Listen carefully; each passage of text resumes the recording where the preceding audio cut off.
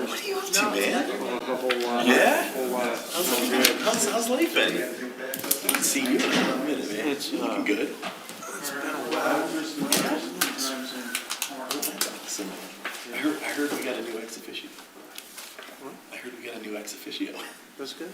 That guy. This guy. Yeah. I was gonna say, I didn't sit in his seat there. No. You're like me? Not me. How's everyone doing? Man. How you doing? Good? Yep, my overhang held up. All 3 good? feet of snow up there on it. Oh, 3 feet? It was. You show Then up? No, it came right off. Wow. You got some heaters up there? No? Because the wind never stops. It's a lot of snow. It's a lot of snow. See, the snow was over on my house today. You don't see too many snow because they Oh, wow, yeah. What? It's 6:03 right now. That's off. We're ready to go. We're recording. All right, 6 o'clock, we'll call the meeting to order. Please stand for the Pledge of Allegiance. Pledge allegiance To the flag of the United States of America and to the republic for which it stands, one nation, under God, indivisible, with liberty and justice for all.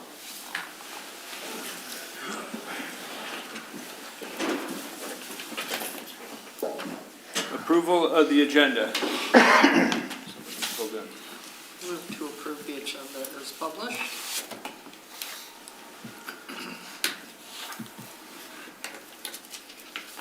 Yeah, I'll second that.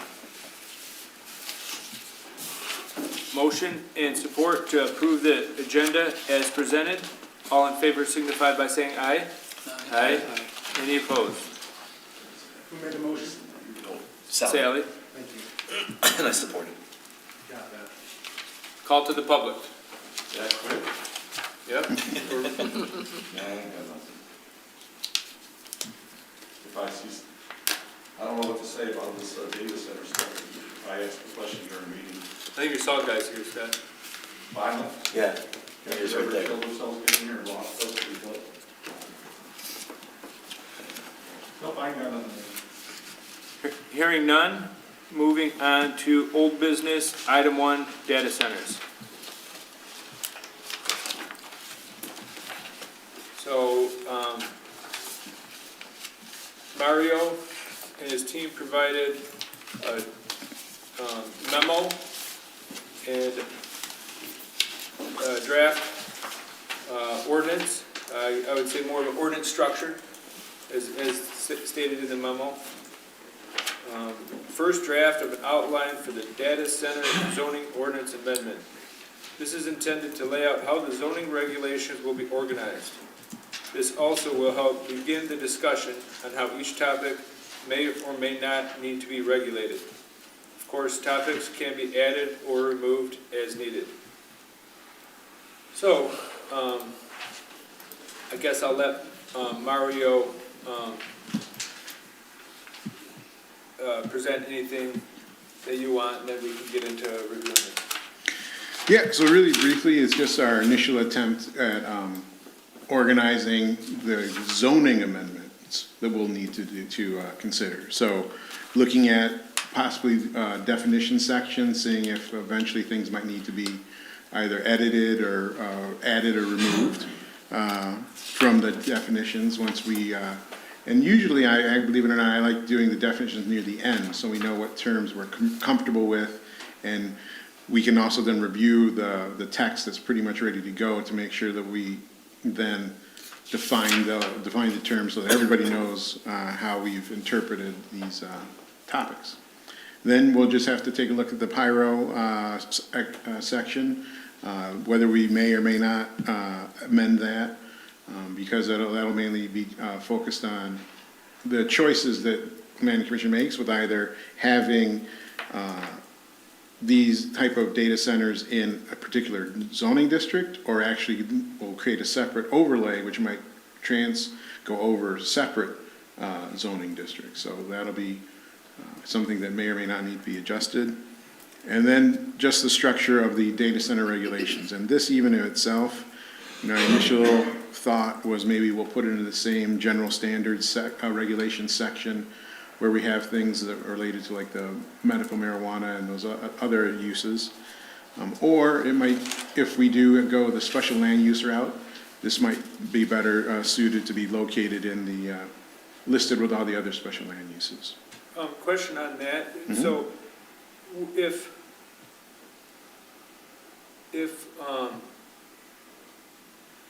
it isn't overlay, can it still be a special land use? No, not really, because basically what we would specify in the overlay district, the requirements that we'd want to have for the review process. And so if you wanted to use a similar process that you use for special land use, meaning holding a public hearing, then you could do that. And actually, as I think about it, I guess you could, yeah, you could have a list of permitted versus special. That is a very good point, yeah. It's like in each article of the zoning. Yeah. Zoning district article, there's specific special land uses that are permitted. And it could just be an overlay district. I mean, it's essentially acting as a zoning district. Right. Yeah, that's a very good point. So yeah, exactly that. It would act just like a zoning district. It was just overlay on top of the existing. So you could have particular ones that are permitted by right in the overlay and others that require special land use in the overlay. Sorry to stop you there, maybe No, it's best no. for you to go through it all. Yeah, please feel free to Okay. add more, because once again, this is specifically to the zoning standards. So the attempting to just deal with those aspects related strictly to zoning, because while there might be some other characteristics that we might want to control, it might be how we found with marijuana, that it might be best doing in some kind of licensing ordinance or some type of other type of ordinance. So that's why within the data center regulations, once again, maybe having a definitions in here or putting them in the other section. And then one thing in number C, or letter C, permitted uses, I think, we had brief discussions and mentioned how we have, data centers can vary in size and function. They might be a accessory to like a business or an office park, or they might be its own use itself. So maybe so that's why I was thinking we'll have to come up with a way to classify them into different types. And then the planning commission decide which ones might be a permitted use as accessory to a business, or if that's not the case, we just don't want to do that, and then it can just all be rise to the level of being evaluated the same regardless of the size and scale. I guess on that, one thought I have is like in the definitions, we got to determine like what qualifies something as a data center. I mean, Yeah, if you have absolutely. a business and you have Kevin might be able to answer this, but like if you have a business and your IT department has a bunch of servers to run their computers or whatever, I mean, that's essentially a mini data center, right? I mean, what constitutes, Well, that's what I think will be the key is the fact that, and I think it's kind of hard sometimes for people to really specify what is it about the data centers that have become such a concern. And I do think it's the fact that the activities that are within the building suddenly have a high demand on resources. I mean, that's obviously a very important factor. Yeah. There's a high demand for what's going on inside the building to utilize a lot of water or possibly a lot of air circulation or a lot of electricity. And then also the fact that there's a high concentration of these pieces, these equipment in there that might need special fire protection and that sort of thing. So it might come down to the size itself, just the size and quantity of like quote unquote a server room. I don't know if that's the right yeah, that's kind terminology, of what I was saying. but It's that might be what like it to have, is. almost have some kind of values, or to say the primary function of the business Dedicated is the and data primary. center. Right. Yeah. So that now is in the data center category, but if you're some kind of business and you have your server room, And there's a lot of servers that equates to what essentially a data center is. That's not considered a data center because the primary business function is something else.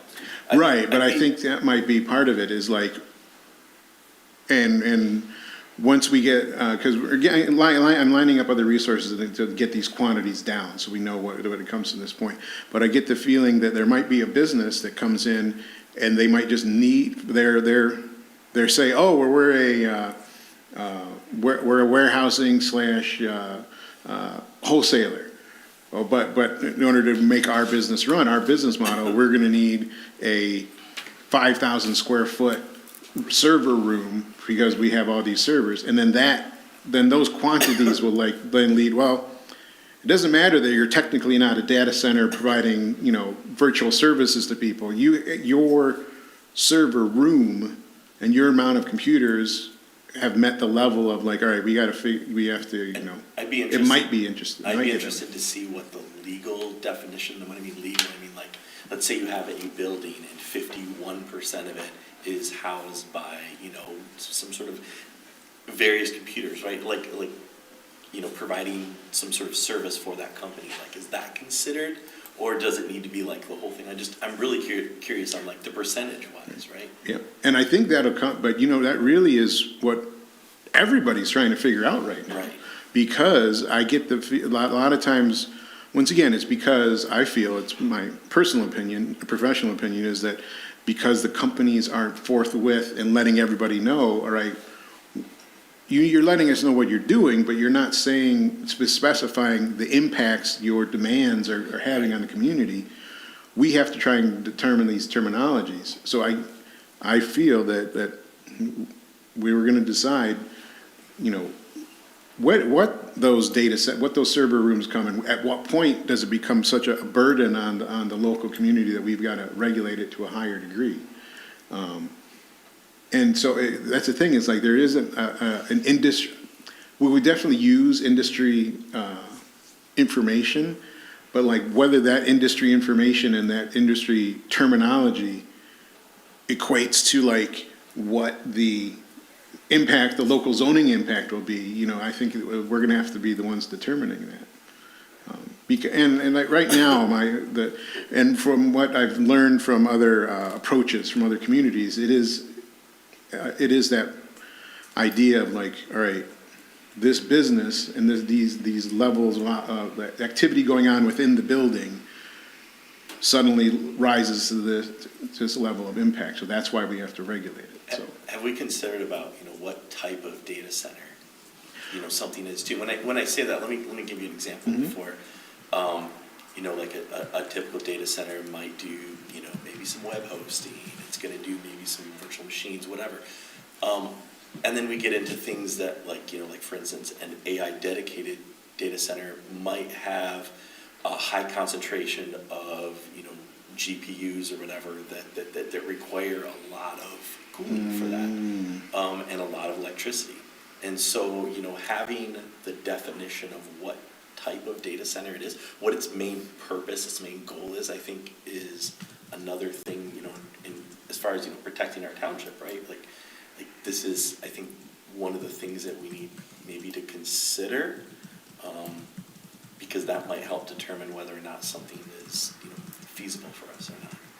well, I guess that's a part of that's a very good point, because to me that means we have to educate ourselves, and I'll learn more about this, for example, how you mentioned the GPUs. I would have thought that because my initial reaction is, whenever it comes to the uses and activities in zoning, we don't necessarily, for the most part, care if someone's selling clothing or books or furniture might be a little different, but then things like paint might be a little different. But generally retail, you can group most of them into an activity where customer comes in, looks at an item, customer leaves. My initial thoughts of the data centers is are you dealing with, instead of widgets, you're dealing with ones and zeros. It's the ones and zeros, it's the data. We don't care if that data is Microsoft Office and it's Office 365, or if that data is necessarily is Xbox or whatever, you know what I mean? Like, the It's- data it's coming the in is the ones and zeros, but you're right, It's the that's a good equipment point. that really It's the counts. the equipment will govern possibly the type of equipment will govern the energy demands. Because it sounds like GPUs and that sort of thing would be, because it's not necessarily equating to a square footage, because if a server in there is just a quote-unquote standard computer versus something that's like got 25 GPUs in it or something, Right, then maybe right. that's like the But I mean, I think a lot of that, you know, when it goes back to like a purpose-based data center, you know, like, again, like I've seen data centers that are just absolutely beautiful campuses that aren't just like this huge building. You know, a lot of conspiracy theories out there, right? That there's like going to be this mile-long building. You know, I mean, I've seen stuff like that, but I've also seen like actual campuses where you don't even know that. I mean, it just looks like an office park, a beautiful one. But you know, going back to you know what's purpose built.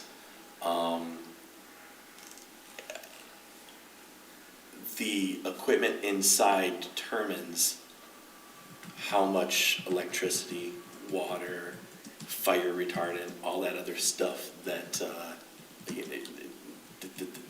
that's going to be put in place. So you know, maybe that's something to take a look at too. Sorry, I didn't mean to. No, I mean, these are the type of conversations we'll need to have, because you know, to focus, like I said, when it comes to zoning, we try and not get too much into the weeds of it until it becomes an aspect that is going to have a different characteristic than any other business down the street, like a retailer. Like I said, if the retailers are all the same, but then suddenly a retailer that's selling, paint or something, or chemicals, that rises to a different level of use. So right now, it seems like the data centers, once again, the type of data going in isn't necessarily an issue. I think the equipment is what's going to govern. Like, because in the end, it's that, and actually it'll be a point for the application, because the applicants will have to tell us what kind of equipment are you using, and how does that equate to your energy demand, your water demand, and your cooling demand, and those other characteristics that will we'll need to make sure don't negatively impact adjacent property. Right. But I guess to that point, the things that are gonna that may potentially negatively impact or cause nuisances are based on the equipment and not based on what kind of data center, meaning like if it's, Right. it's more on the size, not the final use. Yeah. Yeah. I'm sure there's correlation there, Right. type of use to the size, but we can focus more on the size and the things that directly impact the nuisance factors. Yeah, I mean, I would definitely think the size is going to still be a necessary component of either that what to be size- evaluated. That size may not be the physical size. It might be, you know, maybe they got a different technology where they can cram a bunch more in a smaller size. Yeah. Right. So require more cooling and more impacts Yeah. than it's not always the physical size. It could be how many Right. computers or something. I mean, it's a Exactly very, the very point. important point, because, Yeah. you know, ENIAC in the 1940s, that size was That's a huge, and cool that building. probably, like 5 ENIACs could fit in this or something, so you're right. With with computing technology and Moore's Law and all that kind of stuff, it's gonna get to the point where it might need to be, we'll probably have to have some aspect of requiring applicants to inform us when their equipments change in order to, and then suddenly rises Yeah. demand. Because if we're permitting them to have a 10,000 square foot building in 2027, and then in 2030, that same 10,000 square foot building needs 5 times more electricity, that's gonna be an issue. But then we need to define equipment change too. Right. Yes. That's a whole I nother. think, Well, I think Because that that'll goes come down, fast. yeah, and that'll come down to the licensing requirements, because that's something that you can hook into with the licensing. Because the licensing can say, please provide us an update if there is any change to your equipment. No. well, but so could the zoning, right? If we say, Right. and I'm thinking, That's like right now, our special land use, for example, if you change your, site plan, you add more parking spaces. We gotta come in and Yep. review that. If you change the amount of open space, we gotta come review that. Yep. But how can we, tie that to data centers, say, if you change this, because these number of computers that, how much cooling it takes and the impacts that we're trying to regulate, if the equipment changes those impacts, then we gotta reevaluate it. Absolutely. I read this really interesting, I've been kind of doing a lot of research, and I read this really interesting thing about how, see if I can get this right, there was an allotted amount of gallons that this one data center had, and the data center went over that allowed, and they got fined that a certain amount because of they went over so many gallons. So, you know, when you change hardware, whatever, you would have, you know, if the hardware is smaller, I don't know, but if basically there's more heat, right, you need more cooling, and that's just something to think about too as well. Well, to answer your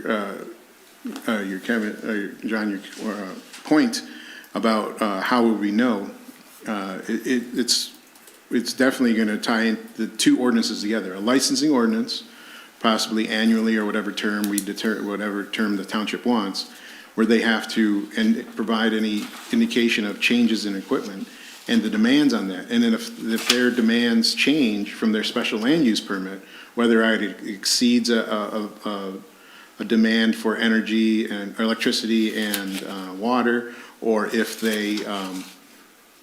maybe we can tie it into like a class of data center. Like class A is you know, a low level amount of electricity and water, but if they go above that number, they become a class B, and then they need to come back to get their special land use revised. There'll be a way to, like, somehow, a mechanism to say, this is what you're permitted. This is what you're permitted. You have to let us know if there's any changes. If you exceed those changes, you have to come back and get it revised. So I know this is like regulatory, but as far as like, you know, like for instance, when you change class, whatever,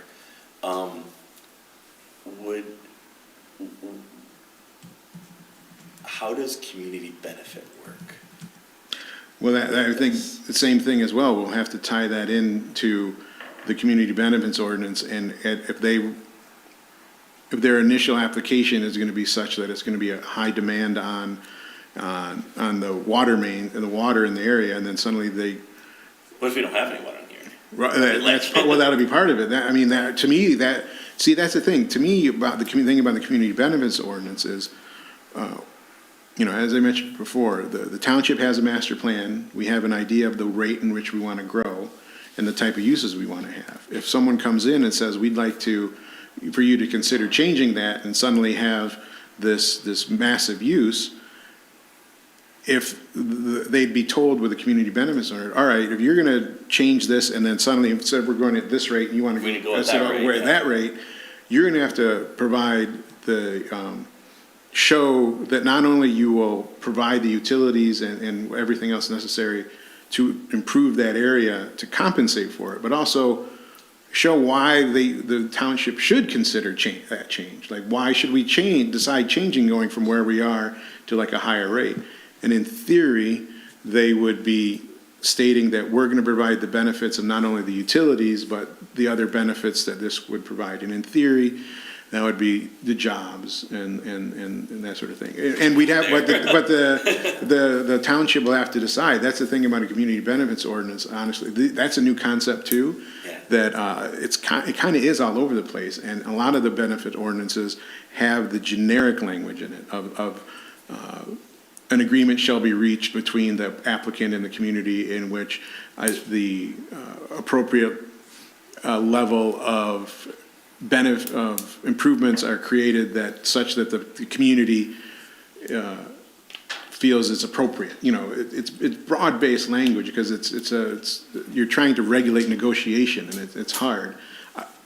It's hard in one way, but if there are certain things that the township does want and think that's appropriate in certain areas, then it can be laid out in more detail. Like, you can have that wide spectrum of being either very broad and saying, hey, let's just sit down and see what you have to offer, versus the other side of, in this area, we want to make sure that suddenly the fire departments have this pieces of equipment, or maybe not equipment, but, there's that broad spectrum of how it can be specified. You can go into that more quantitative aspect of it. But once again, it's a matter of then the approach. Like, do you raise it so high, the bar is so high, that nobody's going to want to say that it doesn't work for them? Like, why go to that raise a high bar, and why come into the community? I like a high bar. But that's the thing, is that you raise the high bar because you believe that, the community is, we're doing fine and where we're going, and we don't necessarily need this other kind of use in there, and you'd have to really change our mind in order to consider it, or you leave it a little bit more broad and then see what walks through the door, basically. And once again, the township will decide the approach, and we will just write down what it is that it needs. But I think that other aspect of it is going to be important, the community benefits ordinance and the licensing. Could I ask a couple clarifying questions? Absolutely. So you were talking about a licensing agreement. Do we have anything that currently has a licensing agreement? Well, I meant in terms of, I meant a licensing ordinance. Ordinance? Yeah, so we do have some. We just created the one for the medical marijuana caregivers. Yeah. And then there is at least a couple others. Extractive industrial. Yeah. Okay. So we do have a few, so that's why we were able to use that for medical marijuana caregivers, and so now, that's another thing, then these ordinances will be consistent with township policy, and so we're not singling this use out, we're being consistent with what our approach. Okay, and then as far as a data center expanding or changing out equipment, I can imagine that happening and us not knowing it. Is that it's not like it's gonna be a big bulldozer coming in and changing things around. It's gonna be little boxes and, The FedEx. yeah. Well, I think, I guess my thought is, there are always risks to that. I mean, any kind of use, someone could. It's kind of like with MMA though. Sneak a use, someone Right. could be Right. growing that in their garage or basement and we don't know. But I think to best protect the township, the regulatory ordinance can say, we need you to provide all the equipment that you have, and then if that changes, you need to let us know. And then if they violate any of that stuff, then we could, then they're at risk for losing their license. Violating or violating their. And we need to really, once we get further down this, we need to, check in with legal counsel. I'm not saying we do inspections, but maybe there is some kind of inspection to make sure that the equipment that they have is what they're doing. Mm-hmm. Well, my biggest thing is the electrical. So say they're, using so many kilowatts a day. Yeah. Well, now they change their equipment And it and needs that more. doubled. Yeah. Right. Okay, so Yeah. now consumers, we're currently during the day paying more money for electricity here. Okay, now with, say, a data center in the area, now it goes 24 hours a day because the consumption is so large in the area. So we really need to see something with, I think, like consumers, that it's not going to change the rates. So they have a bill right now that's going through the state that's like an infrastructure bill, like that basically, is it freezes the rates, is kind of how I understand it? It basically makes it where they're not going to, any, from how I understand it, any upgrade to that infrastructure, it's not going to be put on, that's related to the data center, it's not going to be put on the township. The existing, I think the existing customers, right? Yes, that's it, Existing yeah, cus- yep. Well, then we have the sewer issue. Right. Yep. So if they're pumping large amounts of water through the system to cool it, and then they're dumping it in the sewers, So can it here's, handle it? so here's an idea, close loop. Well, So, I'm just no, I'm saying saying like what we that's could what allow and what we could not, like we could say, no, we're not gonna have something like this. I mean, I think we need to have it outlined though. So I think, as far as like, maybe both those issues, like the electrical, I think in the regulatory ordinance, we should request the power company provide us Yeah, with their use that'd be great. every month or every, whatever we determine. And so we can review that from the power company, not just from them saying, how much you guys using? Right. And they just give us a number. We want to know from the power company, how much are you supplying them? And then same with the sewer, you know? And then, the other thing I was thinking of too, if there's gonna be batteries on site, we have to make sure, just like the power, the solar, that the fire department can handle putting that fire out if it starts. Yep, absolutely. Yeah. So, Mario's got a lot of these I see them down in the on there, last so one, I think we started jumping ahead a little bit. If That's we could okay. Kind of get back to this Cause you see, outline. yeah, because you see how it all ties in, but yeah, Yeah. to really briefly go over the rest of the outline then. But Well- I think where we maybe left off was kind of around permitted uses. Mm-hmm. And I guess one thing I wanted to say on that is, I don't really see any permitted uses for data centers. Permitted use means that the applicant can come to Ross, and Ross, not just Ross, but come to the township and get permission to do this use without coming to the planning commission, right? Well, not necessarily. A lot of principal permitted uses in the zoning districts that are non-residential do still require site plan review. They don't require a public hearing or like a list of other requirements such as like a special land use. Yeah. But they generally do require at least site plan review. The most recent example is the building over on Old 23, the US 23 Holdings one, where he's just fixing up the existing office building. Even though that's a principal permitted use, he needed to come to us. For Yep, site that's a plan good review. example. But I still don't see that happening with data centers. I see almost all data center uses, special land use, and the full review, that we can hold them to all these requirements and reviews. Yep, okay. I mean, that's just my thoughts, I'm not saying, yeah, I mean, And I think permitted that- use is kind of just more, like Ross's example was a pretty basic office building. Yep. You know, we're not that concerned about those, that is more of what I see as a permitted use. So anyway, Mario, I think if we're on D now, maybe you can just kind of keep going through. I think it's still okay to ask questions as we go, but Yeah, absolutely. on the topic. So yeah, then this section would not then be about, right, where exactly are we going to be allowing them, and then also how they're going to fit in with their adjacent neighbors by utilizing setbacks.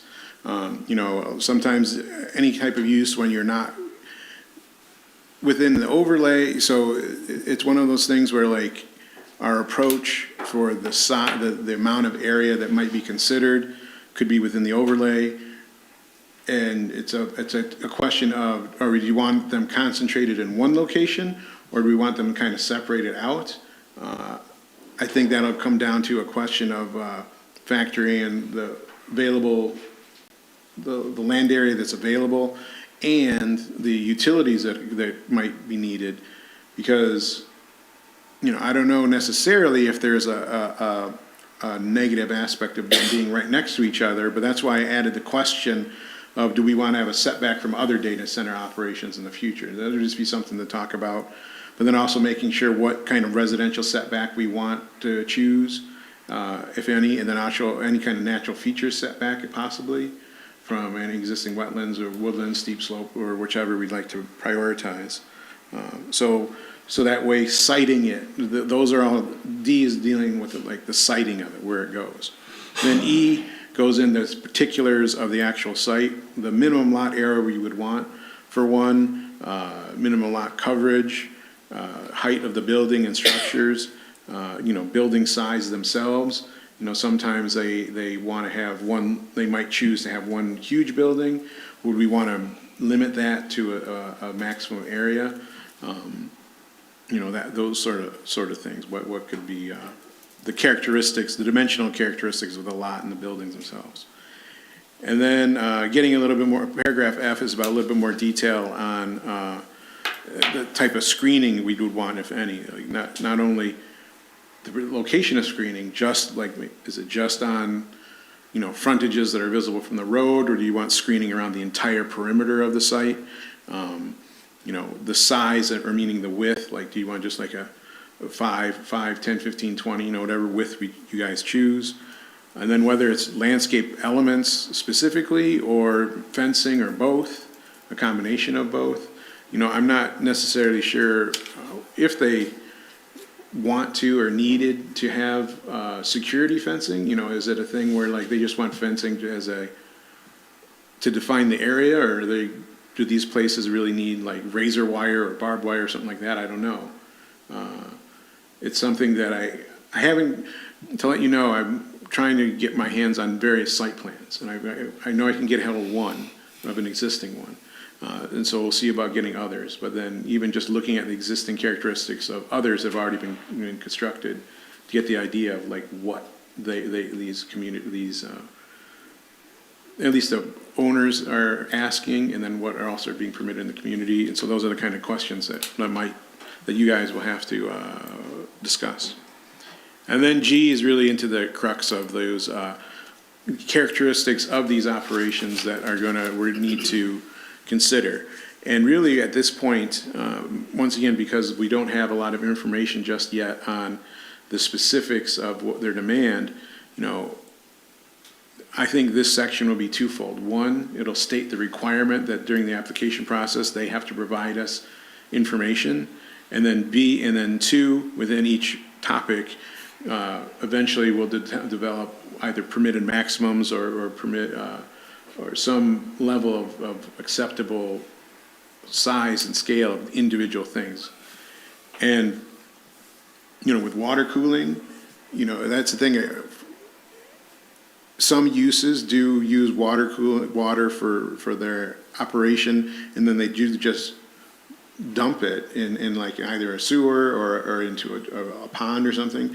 But there are some that I would think that maybe it functions as more like a radiator, if you will, and like they can continue to utilize it in that such a way. Air cooling, some people have presented that as an option to not using water cooling, but I still have questions about that. And then, Bill, you were mentioning things about the batteries, so on-site batteries, and you need to know specifically what they're using, whether it's for battery storage or whether it's for some type of battery backups, whether they're individual per each server or whether there's some massive battery backup, like what are the size, quantity, and location. And then we're gonna have to work in concert with the fire departments so they can provide us that information of what is gonna be necessary for what size or what scale or what types of chemicals that are used in these batteries suddenly require a specialty equipment, or if this is equipment that's quote-unquote standard. Let the record show that our new ex officio Zach is present.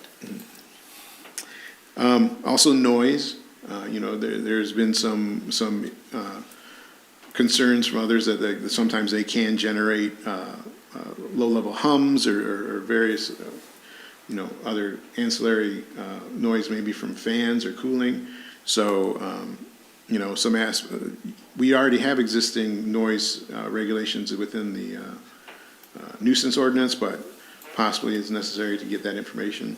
It will be necessary to get that information, and then maybe include the maximum requirements. Hazardous materials, just in general, in addition to those other things related to the battery, but other materials that might be on site. And then also security, like as I mentioned, we're not sure how valuable these items are and how much they feel like there might be a threat to either theft or damage. So I'm not sure what the applicants will be requesting for security. So I kept those there under functional, and then I kept just lighting and signage out because curious as we want to have anything above and beyond our normal requirements, because lighting in general for a site, whether it's I don't feel like they're gonna really need anything above and beyond a normal industrial that we already have in our requirements. So, but I added this topic, so in case you guys wanted to feel like maybe it needs to be a different level of regulation for them. Signage, usually that's not an issue with these things, but just to specify that they maybe just, I don't know if you were considering having additional above and beyond requirements. And then the ordinance gets into just specifying that they will have to go through the site plan approval and special land use, if we go that route, special land use as well. And then things I've taken from your existing ordinances already for wind and solar.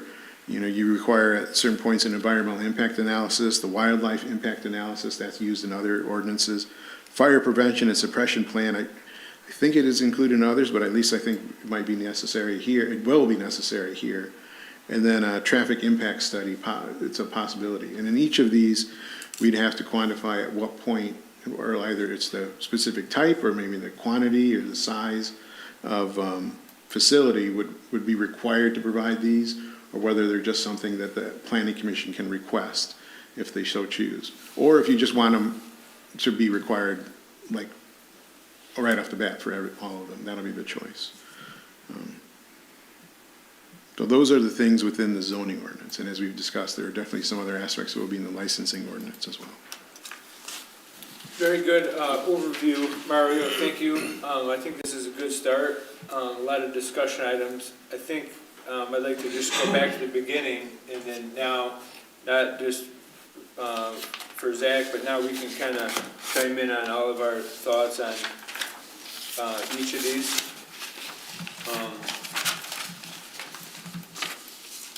So one thought I had is, this is what your, a question I guess, this is your intent to, as we make changes to this, you're gonna have any of the change text, like, I don't know if we're quite there yet, because we haven't really developed enough, Right, yeah. but at some point, we're gonna wanna see what was changed from the last time. So that's, I think that's important. I also think it's important to have dates, maybe like in here, say like we're on our third revision and we're making some changes, you know, maybe have proposed new text in blue, blah, blah, blah, and then the effective date of that or something, you know? Because just like we had with other ordinance development, you know, you get a lot of documents and you pull them all out and stuff. It's hard to sometimes see what was the latest and what the latest changes are. So Zach, I think one thing that we talked about, and maybe some input from you, is you know, also having a regulatory ordinance along with the zoning, and I think that worked out pretty well on our extractive industrial and medical marijuana. That may just, you know, give us some more leverage to require some other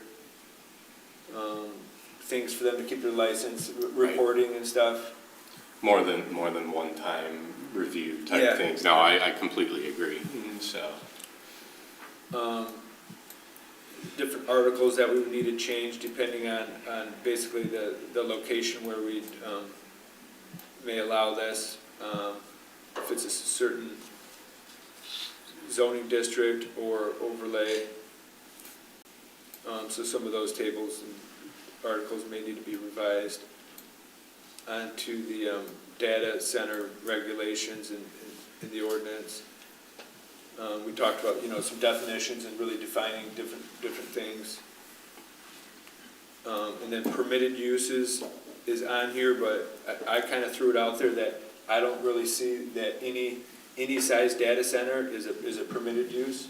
Ross's example was we had that permitted use for that office building, US 23 Holdings, and we made some changes still, or they made some changes and we reviewed it, we reviewed the site plan, but it didn't take the full special land use and hearing and different things. So I see that all data centers would be special land use, but I think that's...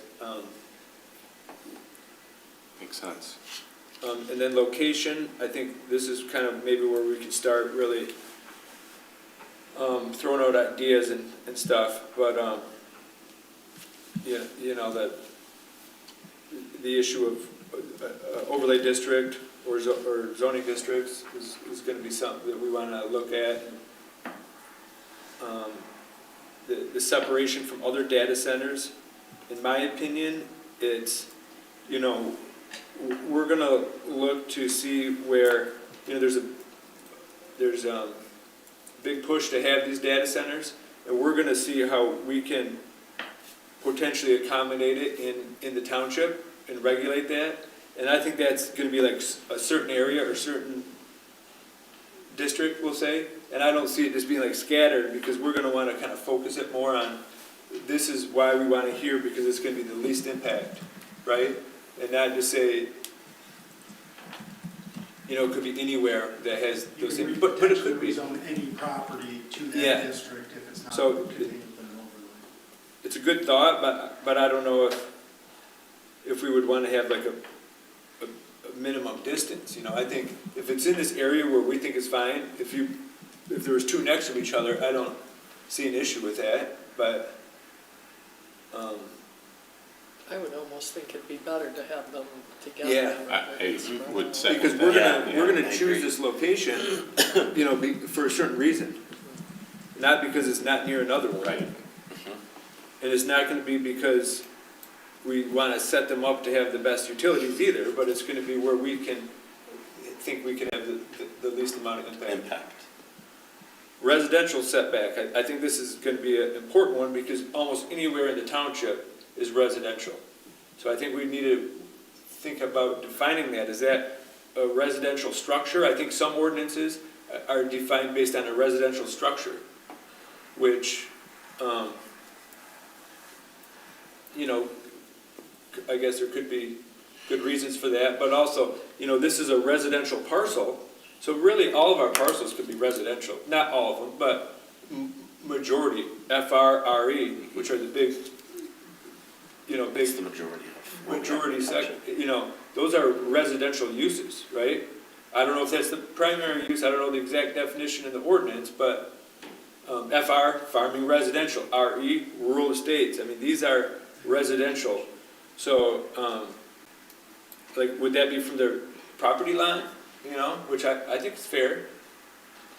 Structures can be moved, they can be removed. Structures they can be moved, or built, you- so- You know, you wouldn't want to say that if someone had a long parcel with a house up by the road here, well, we're not going to really care about with their back property because there's not a structure, residential structure there. You should be cognizant of that property, even the full residential parcel, in my opinion. But that's going to be something that, and then the distance, you know, residential setback, I mean, I think that one's just gonna have to be a balance. We'd like to say 500 feet or something, but, you know, it's gonna have to be reasonable. Right, well, and we'll have to make sure that it's not exclusionary in the sense that there has to be somewhere where, you know, it could theoretically work. But I agree, and it's a balancing act. What about just compliance in general with the area?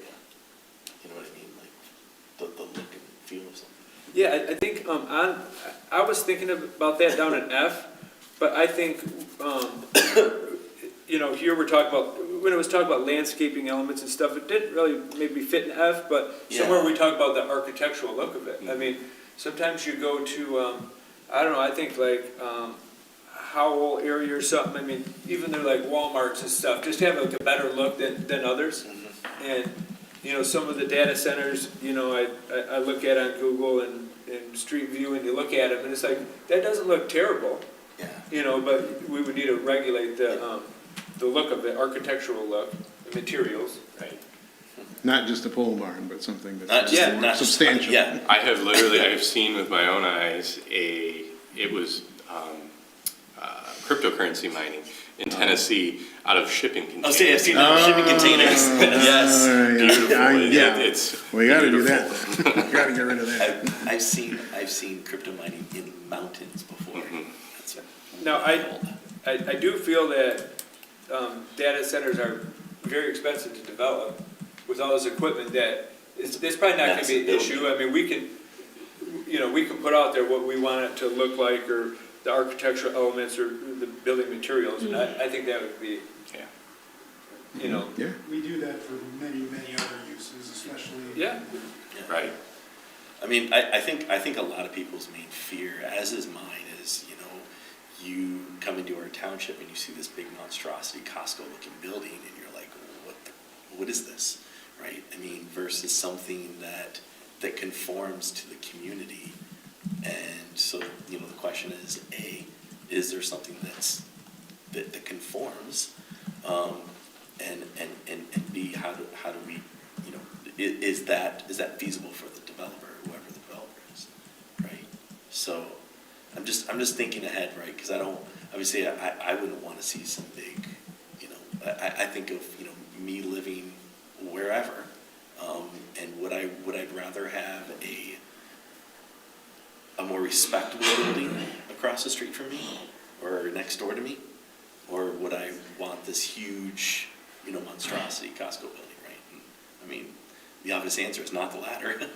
So, Aesthetics are important. Right. Aesthetics are You extremely don't want important, pole yeah. barns, you don't want shipping Yeah, containers. exactly. And like cooling towers, I could see as potentially being an issue, Right. Yeah. both in the term noise and looks. I mean, Right. you've got two potential issues if they're sticking something way up in the air that's got a big loud fan on it or something like Exactly. that. And so- Exactly. So as we go through this and have ideas, I encourage us to give Mario specific areas to, hey, let's add a section in here under this section on aesthetics, and then that'll at least get the ball rolling, and then we can further develop that. But is that a whole new section, aesthetics?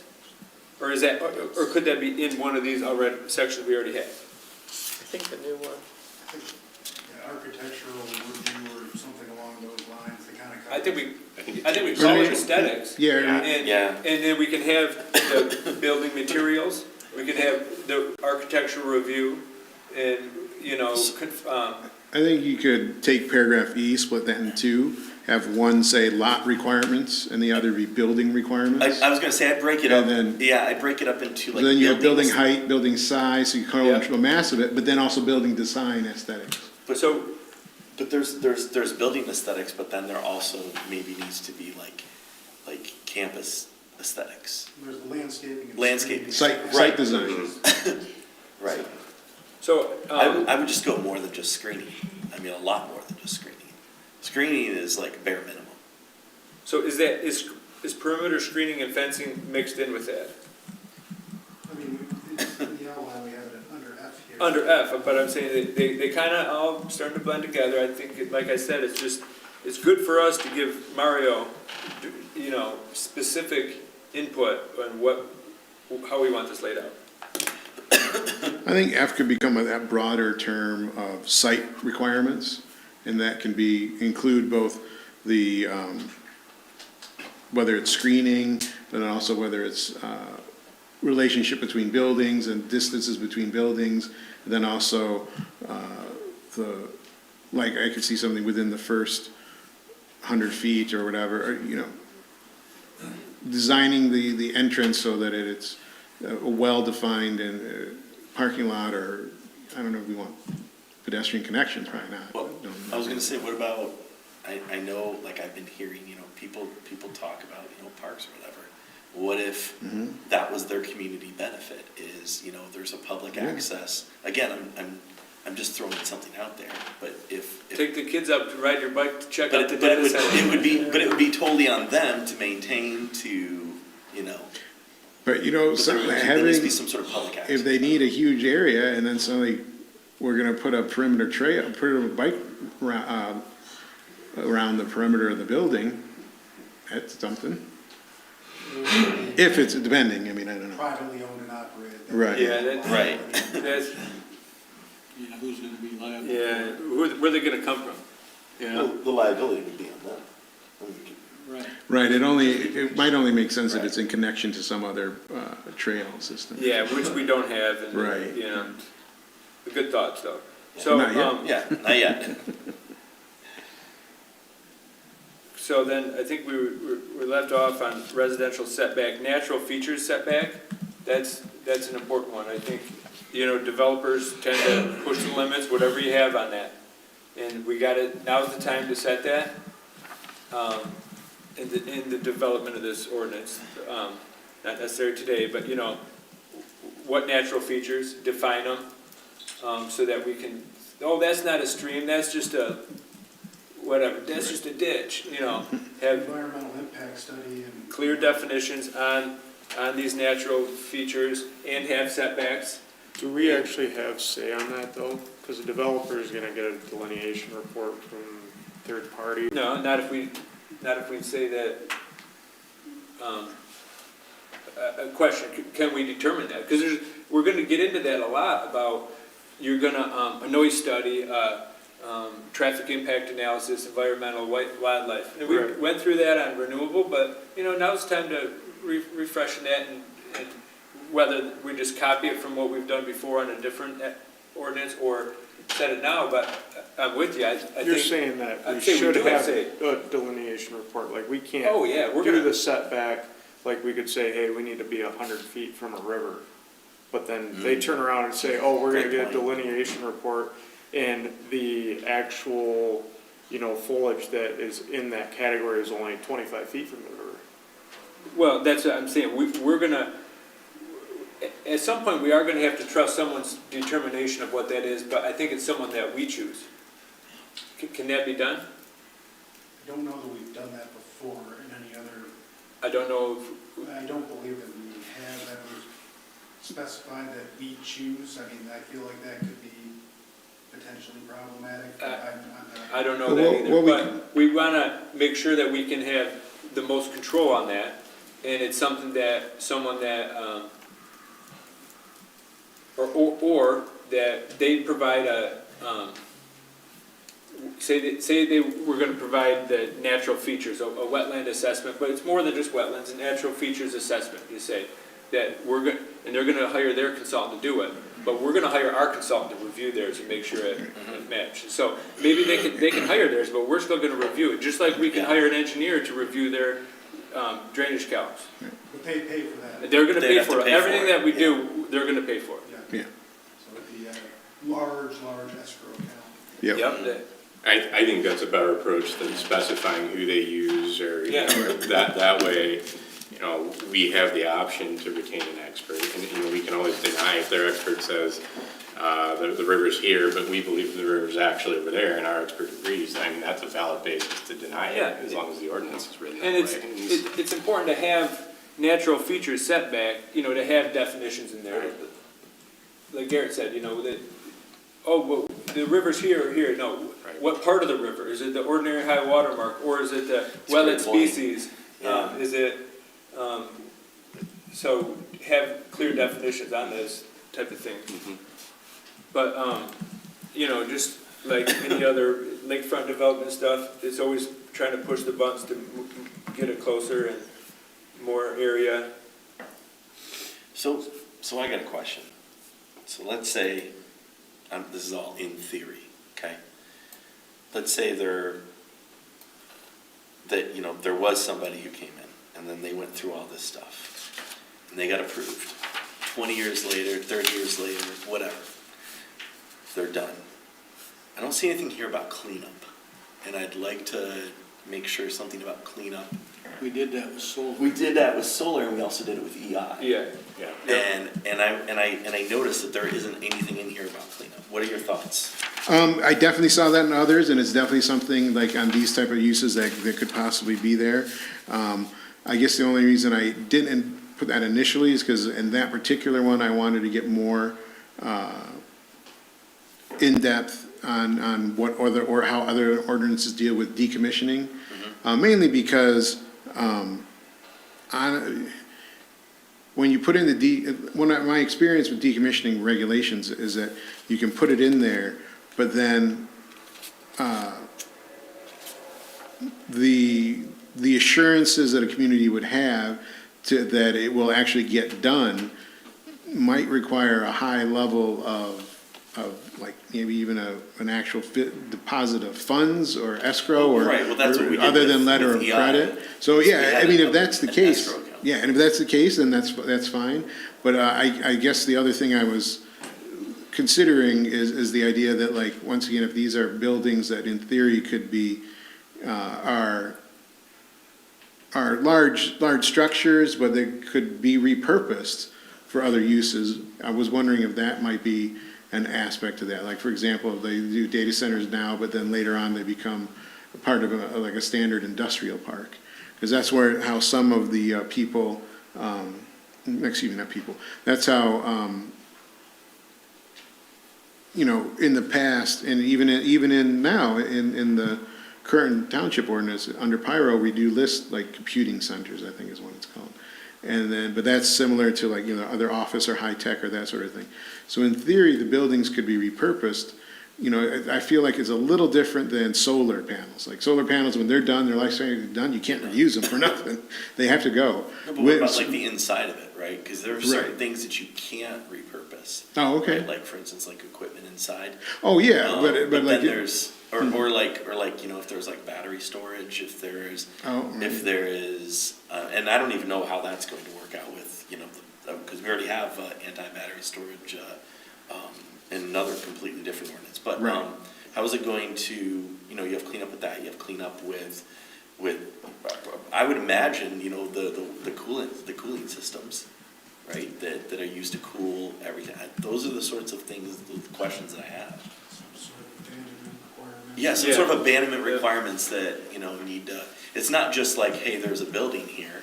There's the equipment that's in the building. Some of it might be toxic, some of it might not, I don't know. Right. Well, to Mario's point, we wouldn't have to say you have to tear the whole building down. It Right. would just be, you know, you clean up the Clean up hazardous the, materials. yeah, right, Or, clean up the materials. or even step one, review the whole site to see if there is. I mean, Right, right. Yeah, ideally, that's there better. isn't any, right? Right. So you do the full review, and make sure there's not, you know, the cooling system wasn't leaking into the ground, and it should be, Right, that's great point. Yeah, because I mean, a lot of times, like, the stuff that they use is not toxic at all. So, But I think I understand your concerns, and I definitely wanted to research it before putting it in, but it does sound like at a minimum, they need to let us know what is your long-term utilization plan for the site. Are you gonna be there for the next 100 years? Are you gonna have a 100-year lease on this? Or are you gonna be like, all right, we're a data center, this data center is only gonna be good for the next 10 years, then we're gonna have to move. All right, well, if that's the Right. case, then what is your abandonment plan or decommissioning plan? Or, because, all right, if you say, oh, well, we'll just repurpose it, all right, okay, that could work, provided you deal with any site contamination or removal of obsolete equipment or deteriorated or dilapidated materials and that sort of thing. So I get the feeling, I mean, definitely then we're gonna have to add into this decommissioning plan submittal, and then, you're right, we'll have to figure out, have to develop an approach to what is the preferred method for the township. Would we want to see the entire site just returned to Greenfield in some way, shape, or form? Or we feel like maybe some aspect of it can be repurposed for future employment or something? So yeah, that'll be added. So this is an area I keep trying to research, and I'm not getting very far, but I'm finding 15 years is a possible, it could be used just for 10 to 15 years with little chance of being able to repurpose it. That concerns me. what, yeah, I guess I don't fully understand that, like, where's the data going in 15 years? well, 15 Two years, different buildings. 15 You years know, only but, takes us back to so 2010. then they're just gonna cloud. go find another property and rebuild it? But this land, I mean, in theory, it's not contaminated, it's just, the structure's still there, it's got good bones. You know, they could, Put I something agree. else in. I'm just telling you what I've run up against when I'm researching it. yeah? I'm not finding a good deal of, like, specifics, but the 10 to 15 years keeps showing up, and that's a big concern. And I wonder if the reasoning for that is that they might not know, because definitely when it comes to the components within even servers and everything, obviously computers, everybody's buying new ones every 5 years or whatever, the components in there, not only is it they may not be sure, they might use up their capacity because the next greatest microchip is gonna be developed in the next 18 months. But then, not only that, but then in terms of a decommissioning plan, it'll be actually very important now as I think about it, because, you know, right now, it's very hard to recycle any of these. So like maybe the reason they aren't specific is because they're kind of thinking, well, we're just gonna lock the door and walk away and create a new LLC and then not worry about it, because the amount of money it would take them to either get rid of it or dispose of it appropriately or recycle it is gonna be, it's not financially, they might not know. So, I see them just walking out. Yeah. Yeah. well, so Yeah, that's I the, mean, and that's the reason. Yeah, for Think maybe. about the amount of money, and then they're just kind of like, yeah, cut my losses at this point. And, Right. and that's the reason, more You reason for a figure it cleanup out. plan. Yeah. Right? So like when I said, you know, when I originally said, 20 years, like I read what she read too, and I'm like, first of all, I've never, my industry, I've never experienced anything like that, but I'm like, half of me was trying to figure out, is this because, 15 years, 20 years takes us back to, 2010, 2005 or whatever, and there's just no data on it. And so, there's a good assumption made, and that's a conclusion I came to. But then I read an interesting study that talked about literally what he was saying, where they're just like, you know what, infrastructure's too expensive to maintain. It's easier to just close the thing down and call it a day. And there has been cases like that too. So Well, Tax write-off. so we need to yeah, protect the tax town, write-off. so we need to protect the township for that scenario. And can we just say that if it's, we're gonna have a regulatory ordinance, we're gonna be monitoring with reports on how much electricity and how much computing or whatever we determine to monitor. If they're not using the site within this many years, they're required to do this, and we're gonna hold them accountable by holding this money or something like that. Absolutely. Oh, yeah, as I think about it, that probably is what's gonna need to happen. And the reason I say cleanup, and I almost do say it like a building cleanup at that point, just because, yes, some things can get repurposed, but it also depends on the, again, like going back to the type of data center. Like if it's a nice, beautiful office park, campus, whatever, then yeah, you could probably repurpose it. But again, if it's a Costco building, Right. Exactly, yeah. what are we gonna do? Put a Costco? Well, look at the dry cleaners. Everywhere there's a dry cleaner, Yeah. nobody can build on it. Nobody can build Right. it. Yep. That's a perfect example. Yep. So the batteries, we're running into that with the cars that are burning, that are electric. Yep. That area gets all roped off and it's all dug out. And they have to go and dig it all out. It's a big deal. Oh, really? So- Oh, I didn't know that. Even like in a, Because Yeah, it's because leak, it's hazardous. You can't put the fire out, they Yep. pretty much burn You have to out. let it burn down.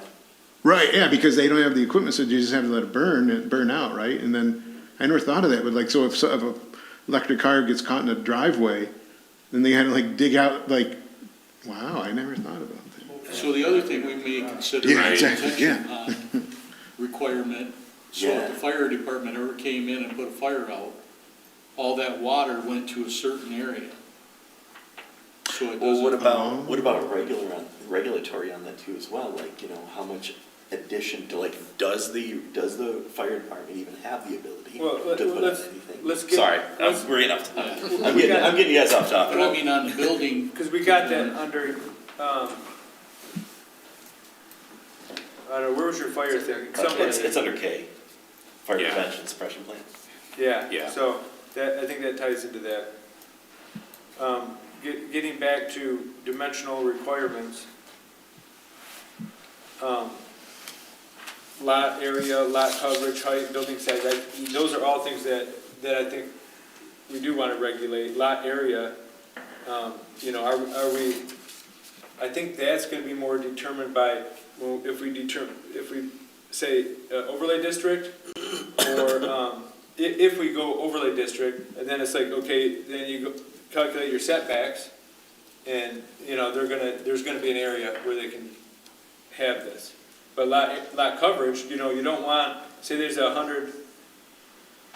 100-acre parcel, maybe it's not very close to residential, and it's not close to natural features, so there's not that big of offsets. You don't want to build to every little square foot, because they're probably not going to require a ton of parking, so lot coverage, I think, is important. In the examples I've seen, like in Virginia, it doesn't seem like they had that type of requirement. It's just like build every little square foot of every bit of land. Height. Ross, off the top of your head, do you know what the maximum height is for pyro? Is it 50? In pyro, I do not know because we have no pyro. Okay. So I don't look at that very often. I know the residential districts, I can say, like in FR, RE, for an accessory, it's 40 feet. Yeah, so is that, in that, I think we need to look at more examples to see what Yeah. exactly is They're not- required for these types of things to ensure that whatever number we come up with is both, compatible with our community as well as, not being exclusionary. We Yeah. can't say, oh, you can only have 10 feet. It's not Yeah. gonna work. I don't see 40 feet, a large building 40 feet high is very aesthetically pleasing, No, not necessarily. So this could be less than maybe what a farmer can build their barn on, right? Because the size is just, that impact is, I would say, ugly looking. Building size, is that something also where, say there's a site and each building, maybe there's gonna be multiple buildings. Well, do we want that, or do we wanna allow them to have one huge building where, maybe, may tie into fire, maybe there's other benefits to having multiple smaller buildings.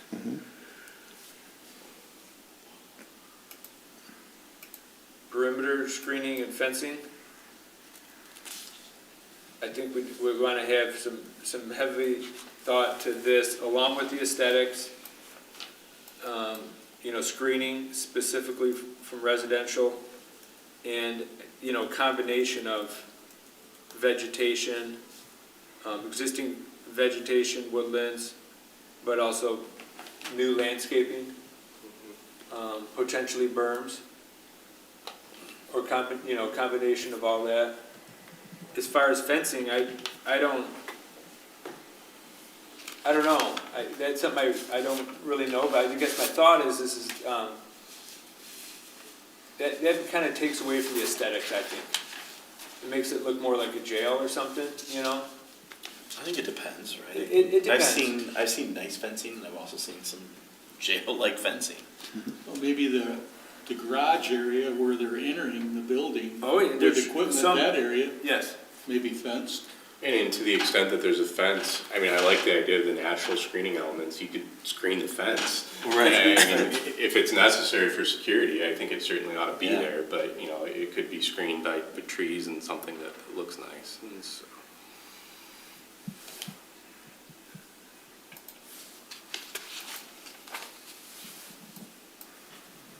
Facility operational characteristics. I definitely think we should add something on there about closed loop system for cooling. It's just a thought. It may be like the requirement, specifically without having a municipal water source in the township. But don't closed loop systems still have a discharge? Well, you would think at some point, they're not gonna have the liquid in there for Right. 20 years, or probably even Right. more than a year. I don't know, how long does that go? Right. So you can assume that at some point they got to discharge it, refresh or whatever, Yeah. or maybe there's a break in the system. Yeah. Where's that gonna go? I would think discharge, for something like this, would it be possible to mandate that it goes into the public sewer system as opposed to a septic or lagoon or something? Yeah, but I with would, that, I would prefer that it gets done by an external company. yeah, I was thinking, Where it's done and taken off-site, not just discharged in the or, air.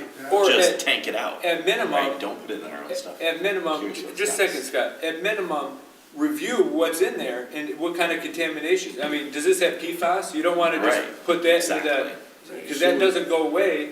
The sewer system eventually goes to the river, right? It goes into the Shiawassee and up into Lake Huron, So, do they take it off-site, but what are they gonna do off-site, just to go dump it at their? Yeah, they're gonna dump it right where you just said. Yeah, so the first step is reviewing it, and see what's in it, and then make the decisions then. Maybe they can dump in the sources if it meets certain thresholds. Or, Right.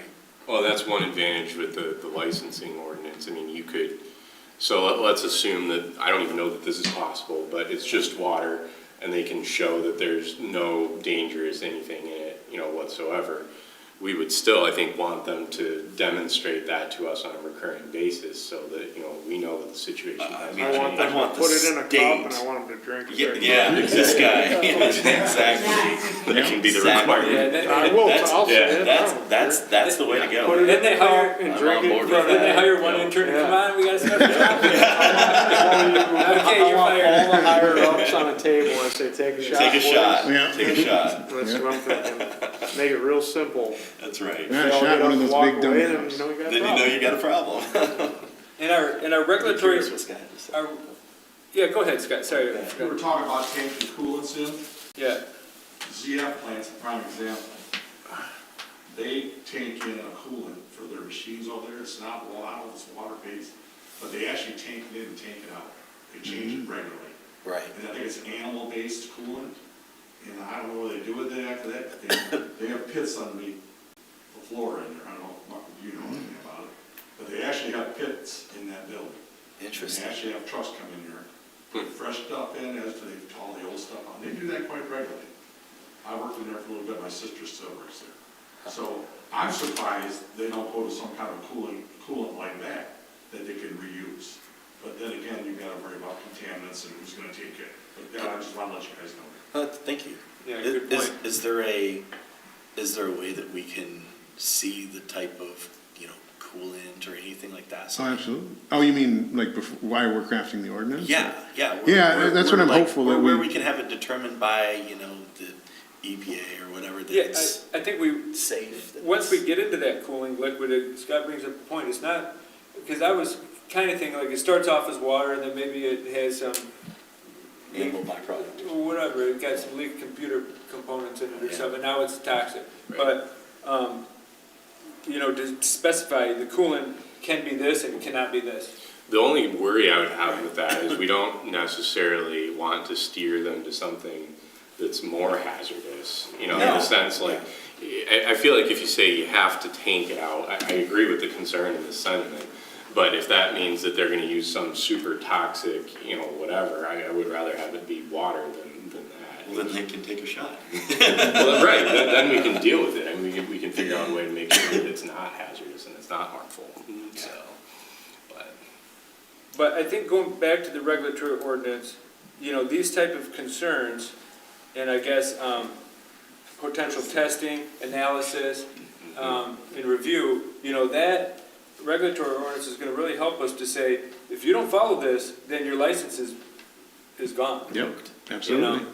And I think that by, you know, the amount of cost it's gonna put into developing that we can really hold them to that, they'll wanna comply. You know, and I like the way that we have, like, you know, for instance, the way our special land use is set up, right? The moment that there is a violation of that special land use, it is immediately nullified. And But that having- one's- Can we do that with licensing? Yes. Yeah, the licensing, I think, is gonna be more That's stronger powerful. than. Yeah, That's It is, strong. that's the thing, that's why I like licensing better. Oh, man. Because it's more, because that's, you can put timeframes and you can put requirements and annual requirements. In the zoning ordinance, there's only a few ways that you can trigger it to do that. But what the key is, then, if it's in the zoning ordinance, any violation of licensing requires amendment to the special land use. And then they have to come back and meet the high level of approval necessary under special land use. So that's why you tie them together. So, yeah. For that closed loop system, do we have any documentation of like other data centers that have already been up and running that use a closed loop with a discharge? Do we have any type of, anything on like what they're doing, what they're using, where it's going? Not Is yet, that even because- out, or has that even been done? Well, that, in Michigan, I don't Or have as much. Ohio or Right, Texas? Or I was about to say, not yet, but we're getting that data. One aspect of ongoing other things we're doing simultaneously is in addition to trying to grab site plans, I'm also, there's expert at University of Michigan that we're gonna be speaking with. They're starting to provide, webinars to different communities, but we're gonna, I'm gonna be, at least participating in a webinar, but then also seeing it as a resource, because if it's a person I know, then she's very valuable with regards to solar and wind, so. Mario, do you know of any trainings that our planning commission could take specifically on this sort of topic?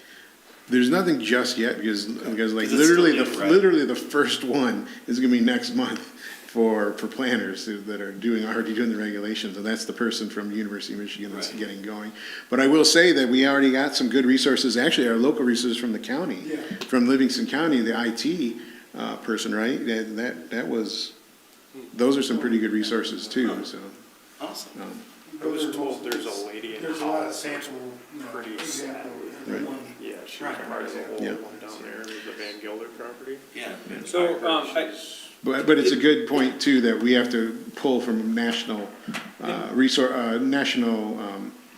sources, because I have some that have been built in other communities, so we need to see, they are the canary in the coal mine, if you will, first aspect, see how that's been working. in addition to Mario doing, research on this type of things, I encourage all of us to do our own research, and, if you find something that you like and you want to share, send it up to Ross, and then Ross will distribute it out back to us, and that way it's kind of, we're not working together behind the scenes on this issue. Back to cooling, I think we touched on that. Still need to, like I said, I would add something about closed loop cooling, but I think this topic, we got to learn more on what's been done. Batteries, I think we could probably assume they're going to want some kind of batteries, because they don't want the power to go out and to lose all the data. Yeah. So they're going to have battery backups, They do have generators. and it's going to be a lot of batteries. Diesel. It's going to be a lot of batteries probably, right? I don't know if that's more research, but when it comes to the fire and stuff, we really got to, regulate that.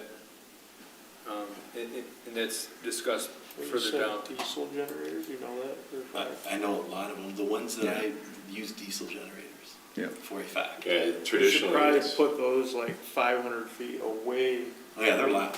No, I know, When they but kick just in. the fact that, Diesel burns fuel pretty next to good. it. Yeah. If it ever caught on fire, that diesel catches. Yeah, she's and gone. how much fuel can they store? Right, like there's, where are they putting that? I'd like to see- Yeah. I'd like to see what the best practice is for that, but you make an excellent Yeah, point. that's like as bad as laying on a fire. Because they have tanks and, But keep in mind, we got fueling stations with diesel tanks underground. yeah. So it's Right. not like it hasn't been done. Yeah. But it's something to regulate. So maybe on here, add something about backup power, because it's more than just batteries. It could be, Solar panels on the top of the building. well, That's another thing, they do that too. Yeah, They do that, a lot of them. On top of the building, I think in my opinion, I would encourage, I'm not against that. and you could maybe build up the facade, so you can't just see Like this. a parapet wall around the Yeah, whole and sucker. then they're there, we don't see them unless you're Yep. flying an airplane or something. Yep. But, I think, But again, if, I just don't wanna, in my opinion, to touch too much on the renewable, have a renewable mandate. Yeah. And then we're getting back to renewables to say, you only allowed solar in this area, but now you're making us do solar in this ordinance, so we're gonna cover the whole township in solar panels because of that, So maybe it's it's your something, about, if renewable energy or solar panels were to be used, they must be on the roof On the and roof. not visible or something. Right. Because we don't, and my thought is we wouldn't want them to take up additional land just to put more solar panels in. yeah.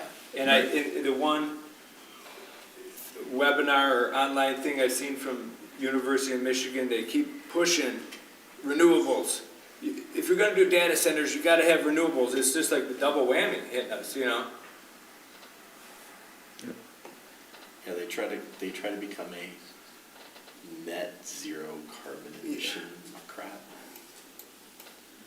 Yeah. Noise, I think that one, I'm not saying it's easy, but I think we have some hard lines that at the property line, there can be no increase in noise.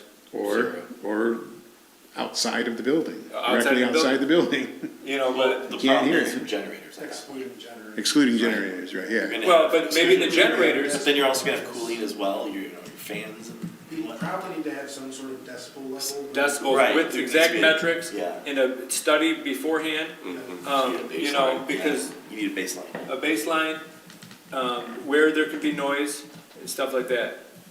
And then also maybe about like the certain frequency, you know, maybe it's not a noise that I can hear, but it's a There- noise that all the neighbor dogs are gonna be Barking. barking off because there's some high pitched frequency that the computers are putting off. Right, Great point.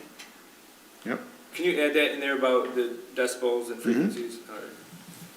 Hazardous materials, we talked about the fuel storage, fire risk, you know, that was also discussed below. Spill response, you know, Bill mentioned, you know, say they did have to do, put out the hazardous fire, whether it be diesel or battery, what do they do with all the water from trying to put it out? If they can, I don't know if they can use water on the electrical, but certain fire in a hazardous environment, we need a, Most of these factories I go to, they have a retention pond set up around it yeah. at some point, and that's their water runaway. So it goes into that area and it's held there. And that doesn't, that's got a liner. Yeah. It's supposed to. Both, Allegedly. well, that's what inspects we're it? gonna say, you know? Right. I mean, some of the old factories probably don't, but in this ordinance, we could determine. That's a good point. Clay. Just a bunch of clay. Plenty of that around here. There's a lot of that. Security, I just did a quick Google search on security, and it says it's pretty common for these buildings to be unmarked, often with high fences, no signs, and up to and including reinforced gates, anti-ram barriers, and razor wire, so. yeah, I'm not a big fan of that razor wire look, No. but if it's like the access, like Bill mentioned, where they enter the building, or there's, I mean, it's not like there's gonna be like huge loading docks, I'm sure they're gonna have some to bring some, maybe some new equipment in or something, but, not the whole perimeter razor wire fence, I don't think that's needed or desirable.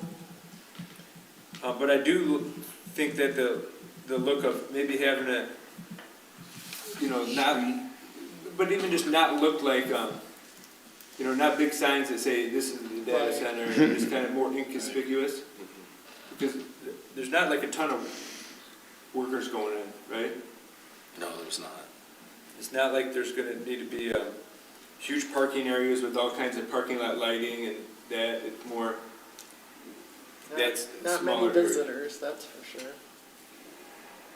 So back to lighting, you know, I kind of like the idea of going back to the township ordinance. I believe that is different for different districts, but you can't have any increased, any of the lighting can't be recorded outside of at the property edge. Yeah, there's different requirements for different uses, but specific to residential property lines, there's no Yeah. spillage allowed. Everything does need to be shielded and directed in a way to where it's not gonna create glare or other nuisance factors like that, so. Signage, I'm a fan of very minimal signage. I'm sure they're gonna need some to direct We'll certain, probably need an address sign, but yeah. beyond that. Site plan review, I don't know if we're there yet, I'm sure there's gonna be some issues with these developments that are gonna have something different than we would have in another site plan review, but I think the process we already have set up. You know, we might be able to say, show us where their backup generators are and different things in there. Because done as a special land use, all special. We can always ask for all that requires too. site plan review, so they're Yeah. tied together. And then, additional application requirements. Environmental impact analysis, I definitely think that's required. As we talked about, you know, a thought is to have them, you know, they hire someone to do it, we hire ours to review it. Same with wildlife. Fire prevention and suppression plan, that's, to me, very important with our limited fire service, I would say. You know, we do got the factory in town, but like there's, you know, these uses aren't all over here, so I'm sure this would be a potential fire would, you know, would be tough, and maybe that's, you know, has to go to community benefit. We need to protect against potential fires. Traffic impact study, I think that's, can almost be like glossed over if you think about the final use, but you really gotta think about during construction, because you know, these could take years to build, and a lot of construction equipment, and can have impacts to traffic and roads. The other variables, like if there was a system where cooling fluids were hauled in and out, and Yeah. that's excessive, and that would play into it. Any other, I would say reviews? So I have something that I think could maybe fall, maybe more under G, but possibly under K2 would be an electrical grid impact. Yeah. You know, in maybe several aspects of that. I don't know if that's something that we could require a professional review of. I would think that we could, but, you know, certainly in G, I think we want to know what impact it would have on the surrounding community, both in the sense of electrical rates and, you know, usage, brownouts, and stuff like that. There's definitely potential for impact there. Well, also, you know, as we discussed last meeting, I don't recall the exact number, but, you know, they're looking for these high voltage lines. I think it's over 400. Is it a 418 or 435 kV that we got? I But think so, yeah. it's a target line, right? But what if the site's half a mile away? How are they gonna get the power to there, you know? Is that something that we need to review and regulate, or is that something that the utility company just, we don't have control of? I don't know, but it's a, And actually, I would say that not a lot of people know right now, because it's something that's, there is a process, because the one down near Saline, they needed approval from a particular commission, but now the Attorney General is fighting that, so that's not even really but was that for assessed out the, just was that for the use of the electricity, or is that for connecting in? connecting in, and I believe it was connecting But like, in and, I'm talking to physical connection, like, you're gonna have to take property. oh, that too, yeah. I mean, that, you know, that is something that they're just dependent upon, and they have to pay what they have to pay to get to it. But I think the issue was like more about whether they were even gonna be, just the sheer level of capacity they needed required them to get go to this special commission, and then to redirect their priorities for the improvements, because it wouldn't normally go in that location. But then even that permission that they got is being challenged as even like the process, so it's gonna be something that's just evolving as we're working on ours. Anything else under the application requirements? What about testing of wastewater? Yeah, I do think on some of these that we're talking about, we're blended between the zoning and the regulatory, but I think that's important. And not just wastewater, the cooling water and stuff. We talked about the cooling, but testing the wastewater. will be important. There is sewer out here, or there is sewer, you know, in the potential areas where we would have industrial use. Bill, are you saying like a monthly test? Or just like, A periodic test, and that period could be determined, right? That's reasonable. Yep. That'd be better in regulatory, kind of tied with the method, with It'd probably be more, yeah, the, kind of an annual report thing to include that and whatever else. yep.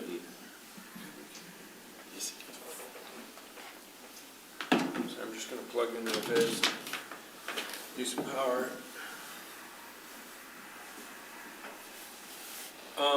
Okay, that's the end of this list. Some other things that I think of, and if you think about this in the beginning, you know, we basically the application and all this stuff to get going, but, and then we talked about like the end, decommissioning, but what about, one thing that I'm thinking of is like the, scaling it, changing, you know, site plan changes, like, okay, we're gonna start with one building and we go over this and we review it all and the environment's good and all that, and then now they're like, oh, we're just gonna sneak in 5 more buildings, you know.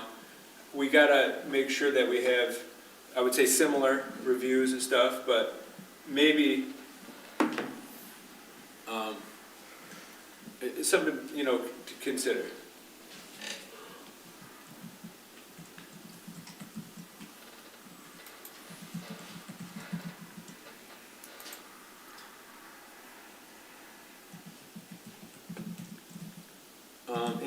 Any other thoughts?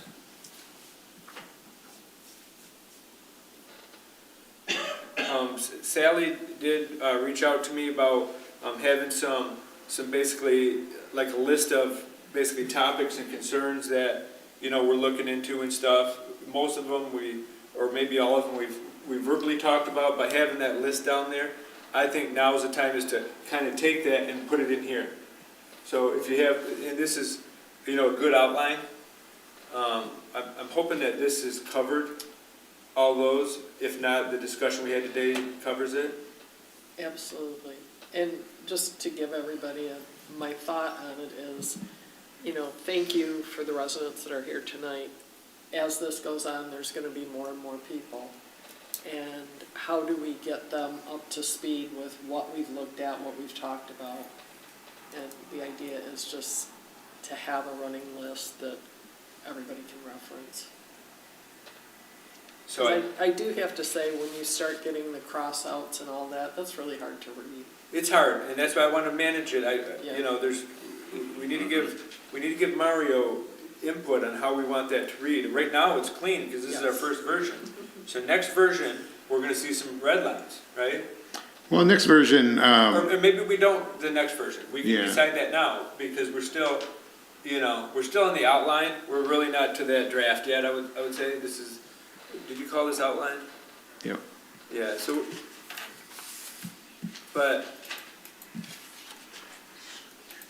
I think it would make sense to not redline at this point. I would agree. Yeah. You know, because we're still, Building it. on outline.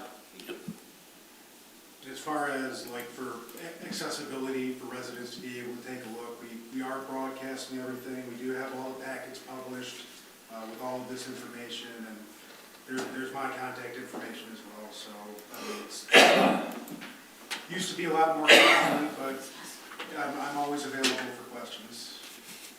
What other things that we discussed, another item we discussed is a schedule.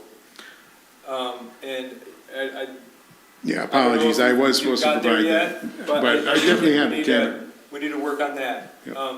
Do you, I'm just thinking out loud here, our next meeting technically is the, if you heard that the joint meeting with the board is February 3rd.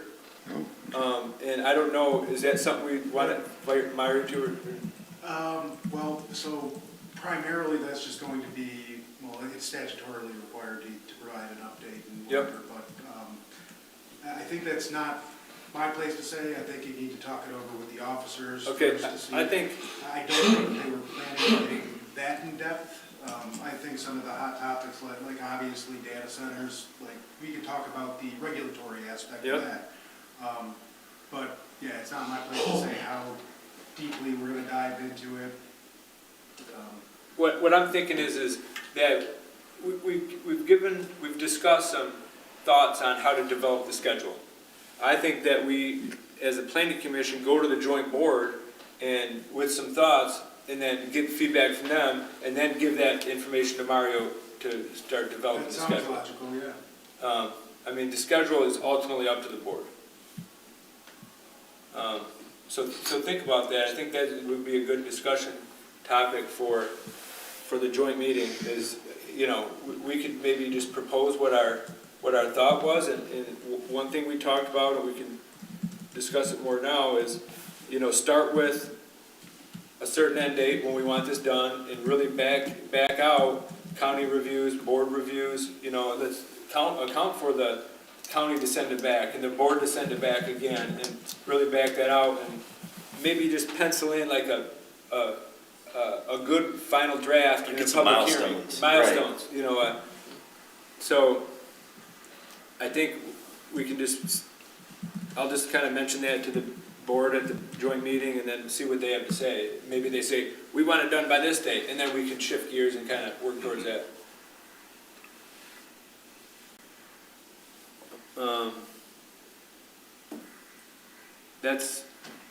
That's all I have on data centers. Anyone else? So what area are you thinking in the township, industrial? Well, I mean, not residential, but that's what I'm thinking. With the generators, I think it should I mean, it's go in- industrial use, right? Right. But we really pared down our industrial, in the future land use map and our recent master plan, we really knocked down our industrial. And I think, for one, that kind of the requirements that we were given based on, for the renewable energies, that really guided us to a certain size, minimum size, right? And we kept pretty close to that minimum. I mean, it's equated from megawatts to acres, but, you know, we worked through with attorney and what's reasonable, and it came to a size. And this one, I think a data center could be small, it could be medium, it could be real large. And I don't feel that we need to accommodate any potential largest one, but we want to find out what's reasonable, you know, and maybe our current industrial designation, the future land use map will accommodate something reasonably, or we can change that, or we could have a separate overlay for data centers. And say, here's where we think we could tolerate one. What are your thoughts? Yeah, I feel pretty much from Fawcett Road to just north of White Lake Road would be the only areas. I would On agree, Route 23. and I'm thinking even more Right. narrow, but, But that's the only property that's yeah, I'm not That's thinking. got, not affecting neighbors. residential. That's a big one, you know, and I don't believe, you know, you know, discussions with the board, I think is tough. I mean, I'm really glad that we got Zach back on board.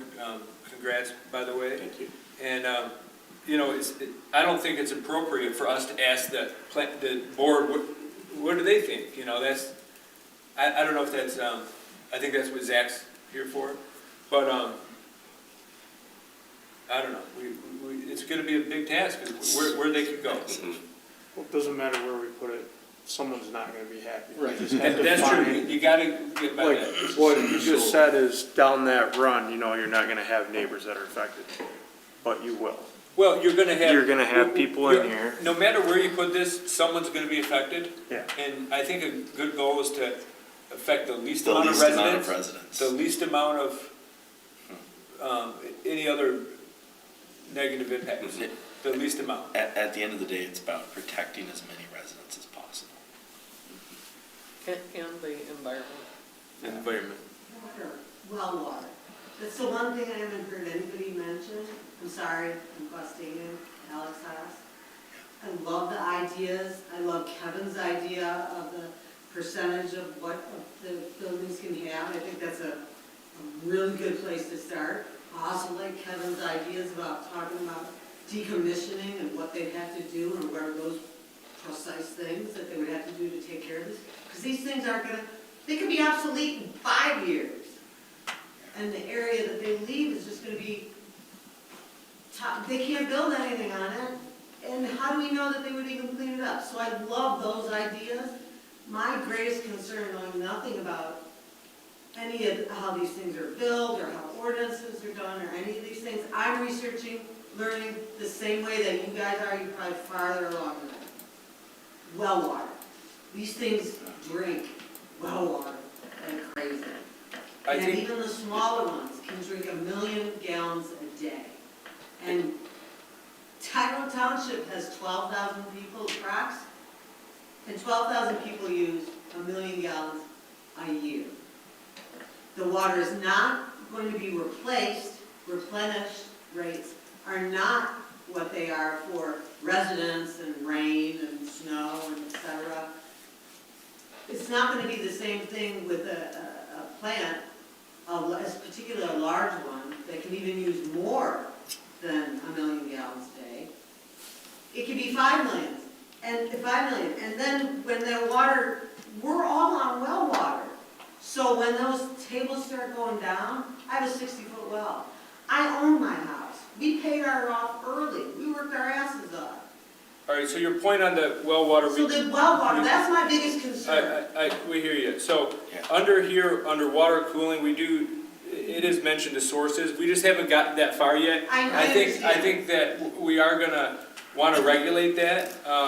Once we get, legal counsel on board, I definitely wanna ask, can we regulate, these very large wells? I've read somewhere they may not be regulated in a local, but So I this think. this is the reason why I proposed putting a ban on any sort of things where well water is used and having a closed loop system. Because when you have a closed loop system, you're not using that well. Because to me, I'm on board. Like the well water, all this township is on well water, right? And that water is a very, very important piece of just life in general. And when, just, it kind of goes, back to that, like, when you had that asphalt plant, and the asphalt plant was near those, the wetlands, right? Which is connected to the aquifer, right? And all you need is something to leak into the aquifer, and now all of a sudden we have a massive problem to everybody in this township. So going back, that's kind of the whole reason why I like the proposed idea of something closed loop, because then you don't have that same thing. You're not pulling millions of gallons of water a day, right? Or however it is. You're doing a whole lot less. So I mean, I agree. It is It's something to look into. Definitely something to look into, and I think, I know you're just starting off. yeah, and it There's is. a lot to do. Yeah. There's a lot, but I don't know anything, and I hear the water, and I go, that's all I have is water. It's number one on the list. Yeah, that's all of us have. We get it. And that's all we all have, so that's, and I apologize for last. No, thank you for Yeah, but it's just my one thing with water. So, and I appreciate you guys, this first meeting, this has been very, very well done, thank you. Because I've been writing down. Thank you for everything, attending. and there's been a lot of good ideas that have come out. Yeah, that's what's great. So I guess we were kind of talking about what location, but that's a big one that we got to think through. So we're not there yet. We still have a lot of this other stuff to develop, but location's probably going to be, Massive. could be a deciding factor. It's most likely a deciding factor if something goes on. Where's the closest one of these sites that is already open? Like, I in think, Ohio? Novi, I think's got one. yeah, they Oh, got, really? yeah, there's some down in Novi and all that, but I think they're fairly small, aren't they? There's Switch I'm not up in sure. Grand Rapids. The Switch is huge.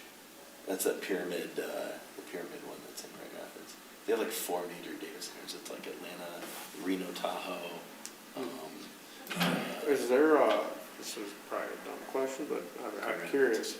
You like call and say, hey, can we come check this place out? Well, Can they do that? You wanna drive over with I'll me? go over there. I wanna see how these things. you know, because that's If I very don't see important. it, I don't understand it. Site but- visits are important, even if you Yeah. get to an application and we should visit that site. I take The marijuana, one of those, I went and toured the whole thing, and they showed us all their stuff and pointed different things out.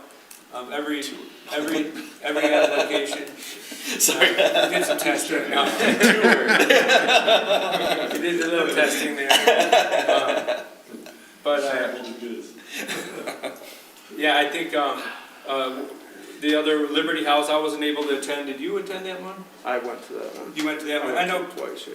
And so that is important. In this case, we don't have this type of use here, but I think it's important to say maybe the applicant comes in and we say, hey, do you have any other facilities, or are you modeling yours off of anything? Can we go look? And usually they're gonna wanna say, yeah. I would like to see that. I don't think you just call up the local data center and say, we're coming for a tour, but, You never know. That's why I was asking. I think don't know, like- hopefully we could get into one and look. That would be nice. So Contact or if something. anyone hears of an opportunity for that, I would be down. Anything to get out of work at this point, so let me know. Yeah.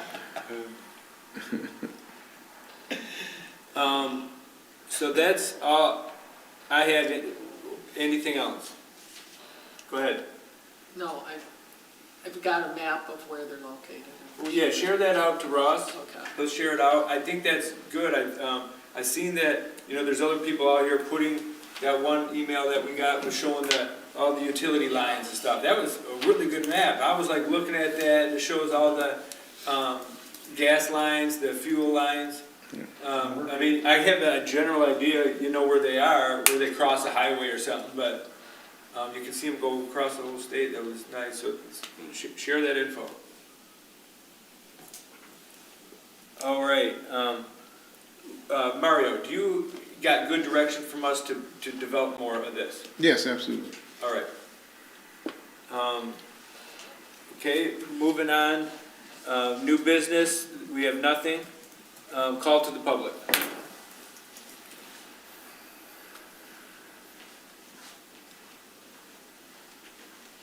Hi, Mike Amberg, 11400 Foley Road. Just a couple of things, and I haven't had a chance to do anything in the way of an in-depth research on this, but there have been instances in Oregon where they've had groundwater contamination from the data centers due to the runoff, the high concentration of chemicals that have shown up in the wastewater, which is less than the coolant amount that was originally put into the system. And there are also 650 hyperscale data centers in the country. The good news is that we apparently are leading the world in data centers. The bad news is some of them don't always work out so well. But that might be a good opportunity to get some good lessons learned of what went right, what went wrong as we're going down this path. There's also Oakland University is in the planning phase of expanding their data center. They have one right now in Dodge Hall. They are looking at taking over one of their parking lots. The reason why they're looking at taking over one of the parking lots, number 35 to be specific, is because it's near a Detroit Edison substation, and they need it for the power. In the article, which was published in the Oakland Press on the 11th of January and made rounds through Facebook, they emphasize that it is not a hyperscale data center. From what I can find, hyperscale is anything over 10,000 square feet. I don't know the exact definitions though. However, it is going to require 26 megawatts of energy. So to me, that's a lot of power. And I'm just a mechanical engineer. So, the biggest concern that I saw in the article is they have already contracted out with a company to build it, once they get through the phases and everything, called Fairmount Properties in Ohio. The good news is Oakland will not be footing the bill for the construction. Fairmont will pay for the whole construction of the data center. They have no tenants scheduled right now, except I presume Oakland. They're looking for third-party tenants. So my concern is, okay, somebody comes to us and says they want to build a data center, but if they are subletting this space, how do we control the people that what goes into it through their leasing? So, yeah, it was an interesting article, but again, might have taken half an 8 by 11 page. So there wasn't a whole lot of detail, just enough to say, yeah, maybe we should be talking to Oakland. So, okay, thank you. Thank you. Thank you. Yeah, very good discussion there. I think, Garrett, to me, if someone's gonna let us tour their data center, it could be a university, right? Rather than private owned. Yeah. That's a good one. Mike, if you wouldn't mind, can you send that to I article? was gonna ask him, yeah. Yeah, I'll send it. Send it to Ross. Okay, I'll send it to Ross. I'll be honest, I just took screenshots because I didn't pay for the subscription. All right. Go ahead, Scott. Scott Dietrich, White Lake Road. Very good find, Mike. And that's a good reason what he just brought up. Special land use specific to that one individual, like we do, like I mentioned before, with other special land uses in the township. That special land use is specific for that one person, nobody else. That's what we gotta really watch, because they all go through that person, Well, like I said. if I can ask a question, you're talking, the special land use is granted to one person, not the property. Well, if the person comes here for an application to put the data center or anything else in our township, specific to that one person on that property, both. It's their property, if they're leasing it or buying it, specific to them. Well, It's just like an land use- individual having a business in our township, it's specific to them. So, in their in the zoning side, the special land use, I think, per the law, goes with the. We already know that, The regulatory. yes. That's when that's another But advantage of but this that. is what I'm trying to say. We Okay, need I'll to, let- we need to change that. That's what I brought that up before. This is something we need to change in our special land use. It should be specific, more specific. Because anybody can open up a garage and building, and you got every Tom, like I said, every Tom, Dick, and Harry putting their stuff through that special land use owner. You understand that?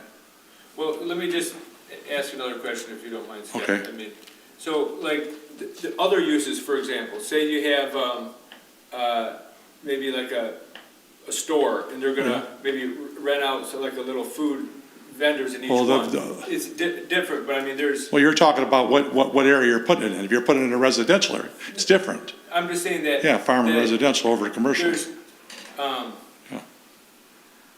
there's instances of where someone may come in, or maybe someone builds, Mm-hmm. industrial, You're talking industrial area, building. yeah. And then they're gonna have tenants that. Well, that's work out fine. of- That's- Yeah. Just my thoughts is, we would regulate that with the Yes, special yes. land use, or a regulatory ordinance, that no matter who comes in, they still have to go play by the rules. Well, that's it. Like I said, but this is something, I'm just going down the lines. I know industrial, commercial is different than residential, but that's why I said this is, he brought that up, and I says, this is what we really gotta watch out for. And he mentioned it. If this guy's gonna come in and say he's gonna put it in and sublease it out to somebody else to do it. I think that's how they work, though. I'm not. Is that how they work? That is actually how, well, they can work in that way, because it all depends on the operator. Yeah. Because, for example, one of the ones down, I think the one in, anyway, one of them was gonna be Meta, which was definitely Yeah. gonna use it for their own services. All right. But then if Amazon comes in, one of the business practices of Amazon is to have the Amazon cloud and have little businesses, like, utilize their cloud. Yeah. But I think to answer the question, if I may, is How do we? two things. One, with the special land use, typically it does run with the land, so I think we will benefit from the, asking the attorney again, Yeah. how we can do it the other way, because there definitely are some other communities in Yeah. which they have it tied to specific characteristics. And I'm 50-50 on that, so that's one aspect of it. But, this leads to our approach of zoning ordinances right now, but also regulatory ordinances. The regulatory ordinance and license, the annual license, can have the actual person, the business entity, and all the LLCs and the people of that be part of that application, worry that about- annual application. I worry about policing it, it just, Well, it's about making sure. I understand. No. But I think it's important because in terms of their operation, their annual operations, making Yeah. sure they abide by everything, and some of the concerns people were having about, well, are they really going to be truthful about like equipment changes and that sort of thing? All right. Well, it lends to that person's knowing the actual humans behind the actual LLCs and everything. No, I was really appreciative of what Mike brought up. It's brought up a lot of good points. But anyways, getting back to what Sally said, we got a lot of people, a lot of fear factor. Garrett hit it on the head. It's going to be in my backyard. And the misinformation is what's the problem. And it has been in the past, all the way from the asphalt plant till now. And now, one of the misinformation things I saw on the page today was, you guys can't handle this, we need a third party. Well, can you guys, I think you've already hit on it. We're gonna make sure that we have an attorney that's up to date, because that misinformation's already been put out there. Yep. I think we can handle it here in our township. We just will look forward. We just need to put the people to rest out there in the real world, in our township, our neighbors, that we're gonna go to a higher source, and somebody that's mostly educated in this, which we did with the solar. Right? And we got it. Yeah, that's what I'm saying. But you know what? It was out there today. So, I mean, the fire, it's the fire starter, and it's too bad, because she ain't got nothing better to do. But, Scott, on that one, just real quick, my thoughts are, yes, we're gonna have an attorney handle the legal portions of this. Yep. We're gonna have a planning consultant handle the planning and Yep. zoning, help us with this. But the only people that can really successfully build this ordinance Yep. is the township. Exactly. That's us right here. We don't wanna have someone else just develop it for us, because this is our township. I want you to explain that to the people out there, because I understand We it. don't- That's why I'm bringing it up, okay? Because. We don't need to explain this out to Facebook land. Well, your residents are watching you. They can. So I want you to let them know. Now they should understand. We're gonna make sure that this is all done properly. We already found out that person under the solar ordinance. Remember the person she brought in from Raisin Township, the expert? A lot of misinformation. A lot of people. We fought it and won, then to come find out, they accepted it there in Raisin Township. Thank you very much, Scott. guys. There's always gonna be a lot of noise. No, that's what I'm A lot just of letting you times, know. that's all it is. But like Sally says, we gotta get the information out to them and let them know, rest their minds. The information is right here. It's, Yep. like Ross said, it's in the packets, it's in the meeting here, and, You don't have to convince me. yeah. Thank you, buddy. Thank you, Scott. Thank you, Scott. Any other comment? Hearing none, moving to miscellaneous business. A couple of things I had at the joint meeting, we talked about that a little bit. Anything else we want to discuss with the board, or I would say, Zach, anything that you think that we should discuss with the board at the joint meeting? Yeah, so something I've been thinking about is actually what Scott was talking about. I think it would be prudent. I don't think we're to the point where we need special counsel just yet, because we're at the initial stages of a draft. But I think it would make a lot of sense to start that process, so we can find somebody that's, specializes in this and is skilled in that area. So I can take it to the board directly, or we can bring it up at the special meeting. I don't think it necessarily matters how that comes up. I think it would be good to start that process. Yeah, because maybe they want to interview someone or look around, or maybe they want to maybe one of our existing special counsel is qualified. Right. And get them under contract, and, maybe we're ready for some legal questions in a month. I don't know that quick, but, I kind of want to do it a little different than we did medical marijuana. I felt like we developed it pretty far along, and then we sent legal review. I think we need to get less far along and bring in the legal counsel for a discussion. Yeah. Instead of just sending out for review. Do we know who is the legal counsel on that Howell one? The township legal Yeah. counsel, I don't know. I would, I don't know, and I don't know if we want to say, that's what they use, that's what we want to use, you know? But we get a look, you know? The only thing I would suggest is possibly starting with township's current council, seeing if they have resources out there to, A, learn about it, but then see if they need who they could bring in.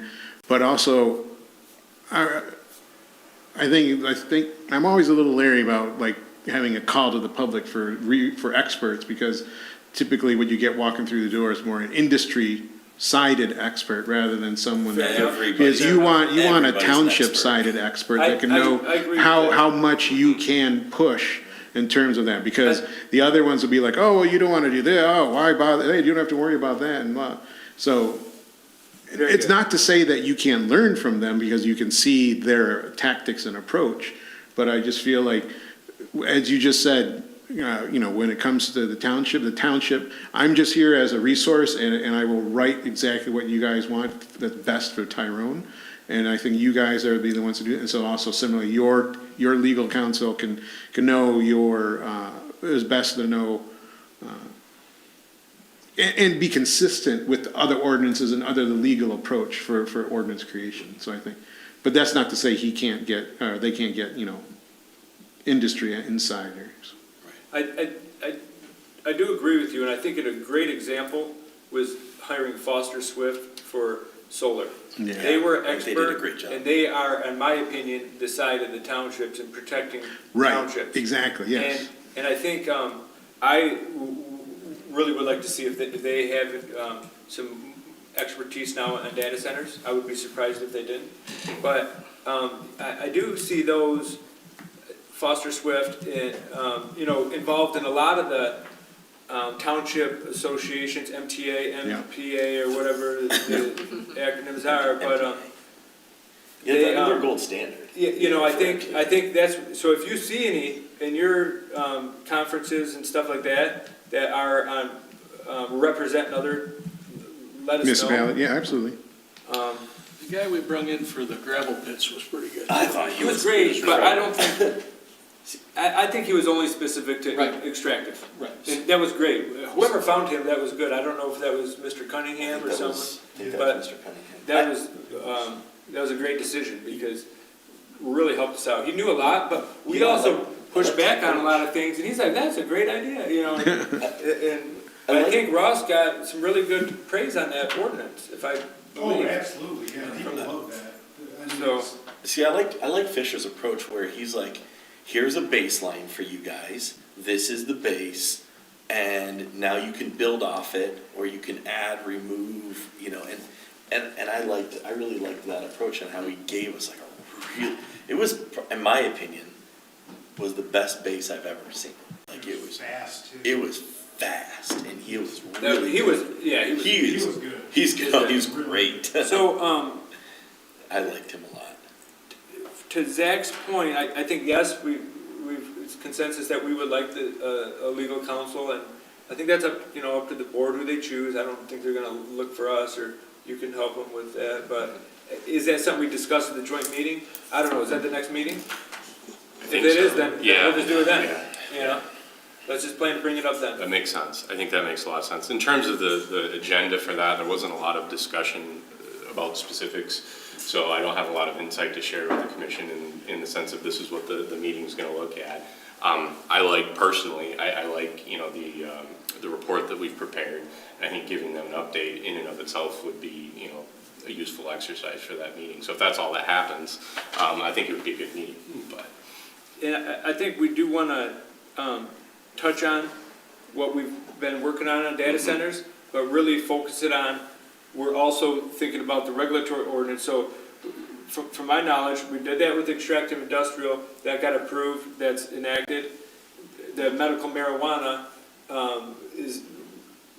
got set back, so then they really haven't looked at that regulatory is in depth, I don't think. But get their thoughts on that, and hopefully Right. we can share with them, here's why we wanted to go with the regulatory ordinance, and they can share other thoughts, because that's really up to the board. It's not a zoning ordinance, so maybe they say we're offline, or it's just nice to get buy-in. Get the feedback, yeah. Well, and I can update briefly too on the ordinance that was sent back. The county did review it. The board has elected to send it back down to us, as I think a lot of you probably know. I have my own opinions. They do not necessarily align with Livingston County's opinions. I think I share your opinion. I'll put it that way, and then we can discuss that further. There was one area that I certainly think it's worth having special counsel take a peek at, that the Livingston County Review kind of highlighted as a potential constitutional issue. So I personally would like an answer on that, and I think it's good. It's a good exercise to give special counsel the opportunity to see what the county has said, and give us feedback on that too, just in case something they've said alters opinions or perceptions. But from my perspective, I think we're still relatively close to the finish line on that, so I see it as coming back to us for final touches for what it's worth. So. Yeah, I think so. I think if you just open up those comments in that report in the meeting minutes, it looks like they have all kinds of comments and they denied it and it was junk, but it's really not. They're basically saying, open it up further. So there's, and we're saying we want a little tighter. Maybe there's, you may have mentioned, there might be a little risk there, Yes. but, kind of fine tune that, but I don't think we were way off. We were holding it pretty tight, and I think that was, I think a desire of the township and for sure a desire of the planning commission, so definitely worth taking another look at. So we'll get that one back. One other thing I brought up last meeting, and I think I want to bring it up at the joint meeting, was potentially changing dates for our workshops to every 2 weeks. Yeah. And so it'd be 2 week spacing between workshop. You were here, Mario, I mentioned that. Hopefully, we're going to want Mario on board, but the board needs to be engaged in that too, because, it's changing meeting dates and, the use of the hall. I don't know, maybe there's something in here we don't know about. And then also at that time, I think that would require a change of the planning commission bylaws. And I like the 6 o'clock time on Wednesdays, but it's just if we're in there looking at it and maybe someone says, hey, let's just make them all at 7. I think there was a reason it was changed recently, but it's thought. So I'm okay with 6, but. I guess that's all I had on joint meeting, but one other miscellaneous business was the training. Marion sent out, no, Carrie sent it out, I think. I don't know who sent it out. You got out. Greg. Well, different ones. So, and you got stuff in your packets here. So this, there's different webinars, there's different costs and in-person workshops. I plan to attend this March 5th, Making Renewables Add Up. Tax, finance, and forecasting. Not just because it's free, but that one is the one free one. I still got to figure out how to register. Do I need to have a township login? I'll coordinate with you, Ross. But that was a Zoom. Sally, did they get that straightened out for you? No, Did you already register for that one? no, I'm still trying to get my sign on. Oh, but was your intent to register for that one? For that one, and there's 4 data center trainings that I need to see what they exactly are. Send them on, because I'd be interested. Yeah, I'd be interested. As soon as I find out, I will send it on. But some of these, I think are more applicable to us than others, but, I think it's good to do training, and I believe the board supports it with some budgeting. These are very minimal costs. The one training that comes out every year is the planning It's workshop. the essentials training. Yeah, that one's 6 weeks, 3 hours on a Thursday night. I'm not available. I'm maxing out my commitments, but, that one would be, sounds like a good one, but, quite a bit of time commitment. And there was specific mention in the budget discussion of allocating funds for training for planning commission and ZBA purposes too. So to the extent that somebody's looking at something where there is a cost, I suspect the board would be in favor of paying that cost to make sure that the commissioner can attend. Budget's not final, so obviously it's subject to change, but don't write it off just because there's a price tag associated with it. So. Minimal cost. Don't hesitate, if there's anything that you're interested in, reach out. The worst that I can tell you is no. Yeah, I'm waiting for a data center training, because I really am, I mean, it's the topic of the year, so. I remember, and I'm not discounting anything by any means, but I remember like when the MMA stuff was fairly new, I went and took training on that, and, you know, I don't wanna say it was a complete waste of I time. was gonna say, does but it was change that just- fast? It was just so broad that there was really Disappointing to hear. no value, but that was just one, and I'm not saying that they're all like that, but I'm saying that, you know, it doesn't hurt to kind of shop around, see what kind of looks the best, and we'll run it by the officers, and, I mean, obviously, I'm sure that everyone on the board would encourage as much training as is necessary to get you guys comfortable. Anything else on miscellaneous business? Moving on to adjournment. Do I have a motion? Motion. Support. Motion and a support to adjourn. All in favor signify by saying aye. Aye.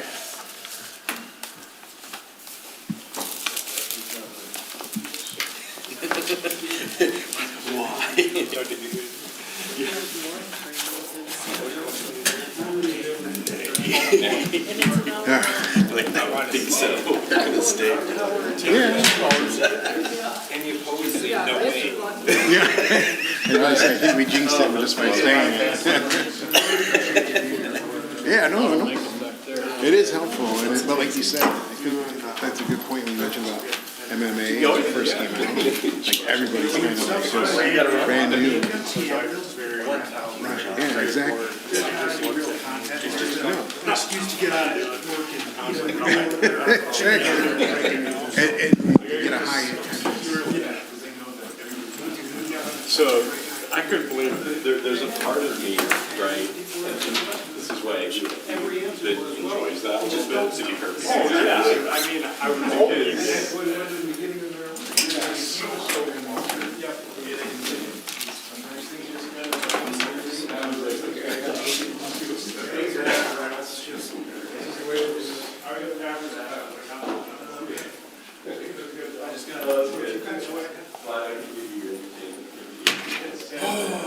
Thank you, Russ. Yes, thank you. That was very nice work. I'm literally there.